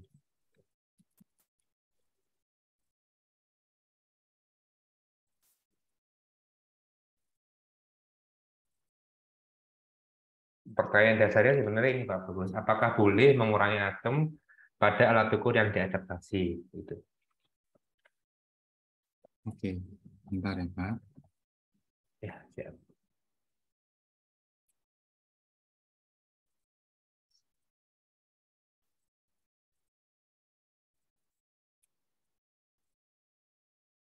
Nah, ini Bapak Ibu, nanti saya izinkan untuk membagikan link ke sini. Jadi ini panduan dari AERA, EPA, dan NCME mengenai ini ya, rentang adaptasi gitu kan. Dia menyampaikan bahwa adaptasi itu bukan hanya dikotomi gitu kan, tapi adalah rentang. Di satu sisi itu adalah akomodasi. Di sini perubahannya adalah minor, perubahan tampilan, perubahan format dan sebagainya. Sampai nanti masuknya adalah yang namanya modifikasi. Nah, jadi jawaban singkatnya adalah Bapak Ibu jangan terlalu terpaku dengan istilahnya karena kadang-kadang memang yang kita hasilkan atau yang kita gunakan ini ada di antara akomodasi sama modifikasi. Nah, kita tampilkan saja apa yang kita lakukan. Nah, di sini pentingnya rekan ya, peer reviewer gitu ya. Kita akan menakar, oh kalau yang saya ubah seperti ini masih boleh kok, hanya dianggap sebagai versi akomodasi itu ya. Atau oh ini sudah menjadi modifikasi gitu kan. Nah, di sini kesempatan pengalaman komunikasi dengan pembuat alat tes itu menjadi sangat krusial. Kalau kita bisa komunikasi, mungkin kita bisa menyepakati dengan lebih mudah. Oh, oke, ini namanya modifikasi karena sudah ada perubahan dan sebagainya. Oh, ini hanyalah adaptasi karena yang diubah adalah butir gitu kan. Nah, secara umum modifikasi itu masuk ketika bahwa perubahannya ini sudah lebih mayor, masif gitu ya. Jumlahnya bertambah, aspeknya gitu ya. Kemudian aspeknya jumlahnya sama tapi isinya berbeda, itu masuk ke modifikasi. Kalau di butir biasanya selama aspeknya nggak berubah, itu masuk ke adaptasi. Tanggapan cepatnya itu. Ya. Oke, berarti boleh ya Pak Bagus ya, tinggal mungkin istilahnya atau ya kita sampaikan apa adanya gitu ya. Seperti itu. Ya, Oke, jadi banyak Pak Bagus pertanyaannya. nah makanya saya pikir hampir pasti waktunya nggak cukup dan memang bisa jadi kita Oke. butuh pertemuan lanjutan gitu. Oke, mungkin bisa dijawab cepat dulu Pak Bagus yang ada di chat tadi, yang di link tadi ya. Kalau nggak salah pertanyaannya pada saat uji keterbacaan itu apakah maaf, apakah harus ada uji coba ketika melakukan adaptasi? Jika ada, itu berapa subjek Pak Bagus? Seperti itu. Oke, bentar. Sebelum menjawab Bapak Ibu, saya kirimkan link di chat. Semoga linknya sesuai. Dalam artian begini, AERA, EPA, sama NCME itu merasa bahwa panduan itu sangat penting, sehingga akhirnya mereka membagikan itu secara gratis. Jadi itu panduannya tolong diunduh, dimanfaatkan, itu semua gratis. Nah, uji keterbacaan. Uji keterbacaan ini kalau kita ngikuti Bitten, angka yang dimunculkan di sana, kalau kita masuk ke piloting itu antara 30 sampai 40. Itu angka yang sering dipakai sebagai standar minimal. Nah, uji keterbacaan ini yang paling umum adalah melihat apakah mereka dapat memahami, apakah mereka dapat mengerti. Kalau mau dibuat lebih rinci, ini akan nyambung ke yang tadi Pak Darmawan sempat sampaikan, discriminant content validity. Dalam artian, kita tidak menanyakan kepada seseorang, apakah ini mengukur A atau tidak. Kita tanya, kalau ini mengukur A, cocok apa enggak? Kalau mengukur B, cocok apa enggak? Mengukur C, cocok apa enggak? Dan keunikan DCV, Discriminant Content Validity, yang kita tanya ini bisa jadi pakar, bisa jadi responden. Kalau ke responden nanti larinya ke uji keterbacaan, Kalau ke pakar itu nantinya masuknya ke konten gitu ya. Angka di sana itu minimal 5, yang ideal harapannya 15 gitu. Itu tanggapan cepat, Pak. Mungkin keterbacaan tadi sudah bisa disetarakan dengan validitas proses respon ya Pak Bagus ya. Iya, Untuk Pak. Benar. oke, maksudnya maksudnya bisa jadikan sumber bukti validitas juga gitu ya. Nah, terkait dengan itu ada pertanyaan juga Pak Bagus. Apakah kita boleh memberikan keterangan informasi tambahan gitu kalau subjek itu tidak paham terkait dengan item yang kita tulis saat uji coba keterbacaan itu? Siap. Jadi jawaban cepatnya bukan hanya boleh, kalau menurut hemat saya harus gitu ya. Loh Pak, tapi nanti kalau ada keterangan kan ketika di back transfer jadinya berbeda, di sana nggak ada. Nah, kembali lagi, mungkin ada kondisi situasi ketika memang itu dibutuhkan, gitu ya. Kembali lagi Bapak Ibu, back translate gunanya adalah untuk melihat keselarasan, bukan untuk mematikan dan membuat harus persis sama dengan aslinya. Itu menurut hemat saya. Gitu. Oke, siap. Nah, ini jawab cepat lagi Pak Bagus. Kalau sudah pernah izin lewat email tapi tidak pernah balasan, apa yang harus dilakukan gitu? Apakah harus nunggu gitu atau ya sudah gitu, jalan saja? Ini pertanyaan dari Ibu Liza dari Medan. Nah, Ini kalau nggak salah satu reviewernya kita di Anima. Kalau nggak salah, iya boleh saya, betul ya boleh saya. Iya, Mas Bagus. Iya, iya Bu, siap. Terima kasih sebelumnya sudah hadir. Tanggapan cepatnya begini. Saya ceritakan realitanya dulu ya Ibu Bapak ya. Jadi kalau kita sudah minta izin, namun belum mendapatkan izin, itu mirip kita kulonuwun minta izin masuk ke rumah orang ambil barang.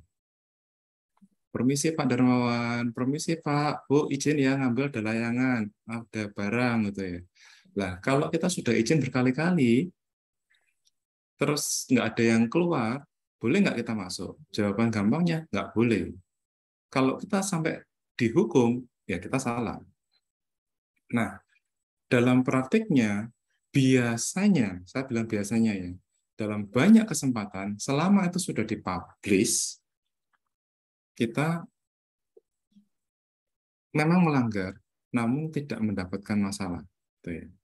Namun, ada kalanya, sementara ini, saya memang sudah menemukan, dan sementara ini, hanya kasus ini yang saya,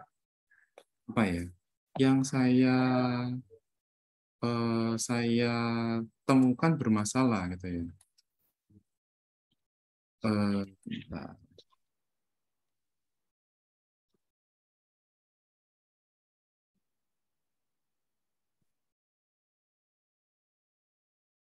Jadi, nah ini, saya izin share screen.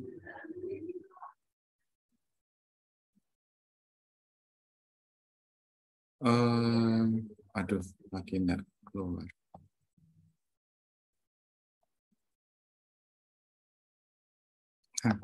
Coba yang ini.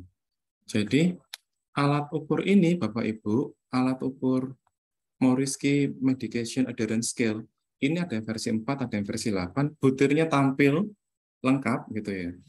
Orang email ke dia nggak direspon, tapi begitu kita pakai, terbit, kita dihubungi. Pak, Bu, kemarin pakai alat ukur saya ya, karena nggak pakai izin, pilihannya 2. Anda bayar ke saya, karena sudah pakai, atau Anda cabut artikel Anda. Ini terjadi berulang-ulang. Gitu ya. Sampai akhirnya dilaporkan ke Committee of Publication Ethics, semula mereka bilang, itu kewenangannya yang pembuat alat ukur. Ikuti. Tapi karena ini terjadi berulang-ulang, sampai diperhatikan ada ini, kan ada edaran dari kampus gitu kan, sampai ada jurnal yang begitu jengkelnya, sampai dia bikin kayak sayembara. Alat ukur ini dibutuhkan, tapi kena masalah gitu ya. Karena itu kalau yang bisa bikin alat ukur sama dapat dipakai gratis, saya berikan pembebasan artikel processing fee yang nilainya 30 juta. Boleh masuk ke jurnal kami terima. Jadi, jawaban cepatnya, kalau nggak dapat izin, kecuali amat sangat terpaksa dan Bapak Ibu siap mencabut kalau itu bermasalah, jangan pakai. Pakai alternatifnya. Hampir pasti selalu ada alternatif dari alat ukur yang kita butuhkan. Kalau enggak ya hubungi pembuatnya, hubungi lembaganya, hubungi co-authornya, kalau memang itu sangat dibutuhkan. Kalau tetap tidak dapat, terkecuali, jadi gini, Nuriski ini uniknya adalah di APA itu sudah diberi keterangan, harus menghubungi penerbit atau corresponding. Itu yang membuat kita tidak bisa langsung jalan. Nah, tapi kalau di EP-nya sudah bilang dapat dipakai dengan bebas, itu dapat kita gunakan sebagai dasar. Kira-kira demikian, Bu Lisa. Baik, terima kasih Mas Bagus. Siap. Oke, Pak Dar. Waktunya tinggal 2 menit ya ternyata. Ya, ada lagi Pak Bagus, ini pertanyaan. Mungkin ini seperti ini, ada alat ukur misalnya relasi guru siswa. Ini umumnya alat ukurnya digunakan untuk di respondennya guru. Nah, apakah boleh kita adaptasikan untuk siswa? Gitu. Oke. Jadi yang mengisi berbeda gitu. Nah, mungkin seperti itu. Siap. Jadi Bapak Ibu, jawaban cepatnya boleh gitu ya. Ketika ini kita pakai, kita punya tanggung jawab. Ini kemarin yang ngisi guru ya, yang sekarang yang ngisi siswa. Nah, kita uji, boleh nggak, bisa nggak, gitu. Nah, perkara nanti setelah kita coba ternyata gagal, ya berarti tadi kita menemukan penelitian gang buntu.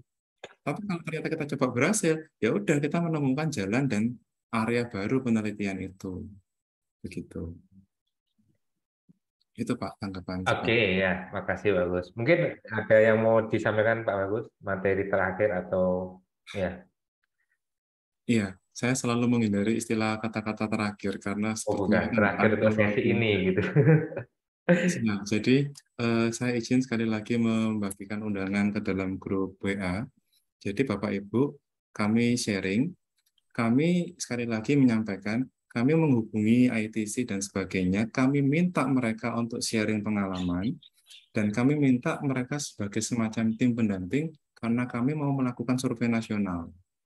Kemarin rencananya adalah Ibu Kristiani Suartono dengan Pak Hanif Akhtar, kami mau berkolaborasi. Nah, kalau Bapak Ibu ada yang berkenan, baik sebagai nanti panelis maupun sebagai peneliti, kami sangat harapkan. Dan harapannya kita bisa berkomunikasi, bersilaturahmi, utamanya kolaborasi lebih lanjut. Sementara itu. Ya, terima kasih banyak Pak Bagus. Nah, ini berhubung waktu kita sudah menunjukkan jam 13.30 gitu ya. Jadi materi Pak Bagus masih banyak, mungkin pertanyaan dari Bapak Ibu juga masih banyak gitu ya. Kalau kita lanjutkan nanti bisa sampai jam 5 sore nanti. Ini Bu Yusti nanti bisa bingung ini acaranya sampai malam ini ya. Gitu. Oke, nah sebelum kita akhiri gitu ya, saya ingin mengingatkan Bapak Ibu sekalian untuk berkenan untuk nanti mengisi form evaluasi yang linknya sudah dikirimkan melalui chat Zoom dan juga melakukan presensi, gitu ya. Linknya juga ada di chat Zoom gitu. Nah, mungkin sebelum kita akhiri, gitu ya, kita bisa foto bersama, gitu ya. Bapak Ibu mohon berkenan untuk menyalakan kameranya. Kita bisa melakukan foto bersama.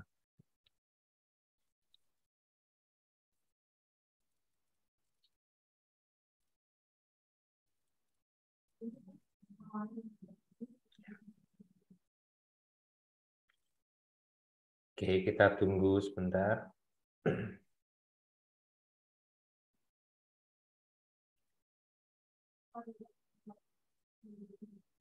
Ya. Oke, kita mulai untuk sebentar. Ini ada 4 halaman ya. Oke. Mas Hajis bisa ini Mas Hajis ya. Oke, saya hitung ya Pak Ibu ya. 1, 2, 3. Sudah Mas Hajis? Ya, sudah Pak untuk sesi 1. Oke, halaman kedua 1, 2, 3. Ya, halaman ketiga 1, 2, 3.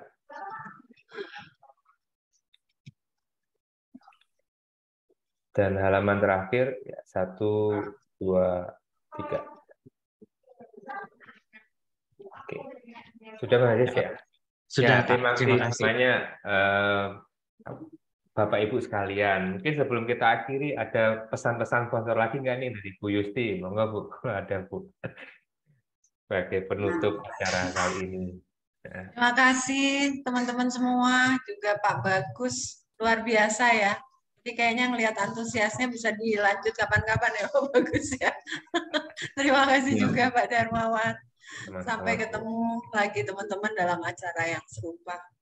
Makasih. Ya, selamat siang Bapak Ibu. Kita akhiri acara hari ini. Selamat siang. Assalamualaikum warahmatullahi wabarakatuh. Terima kasih. Waalaikumsalam. Waalaikumsalam.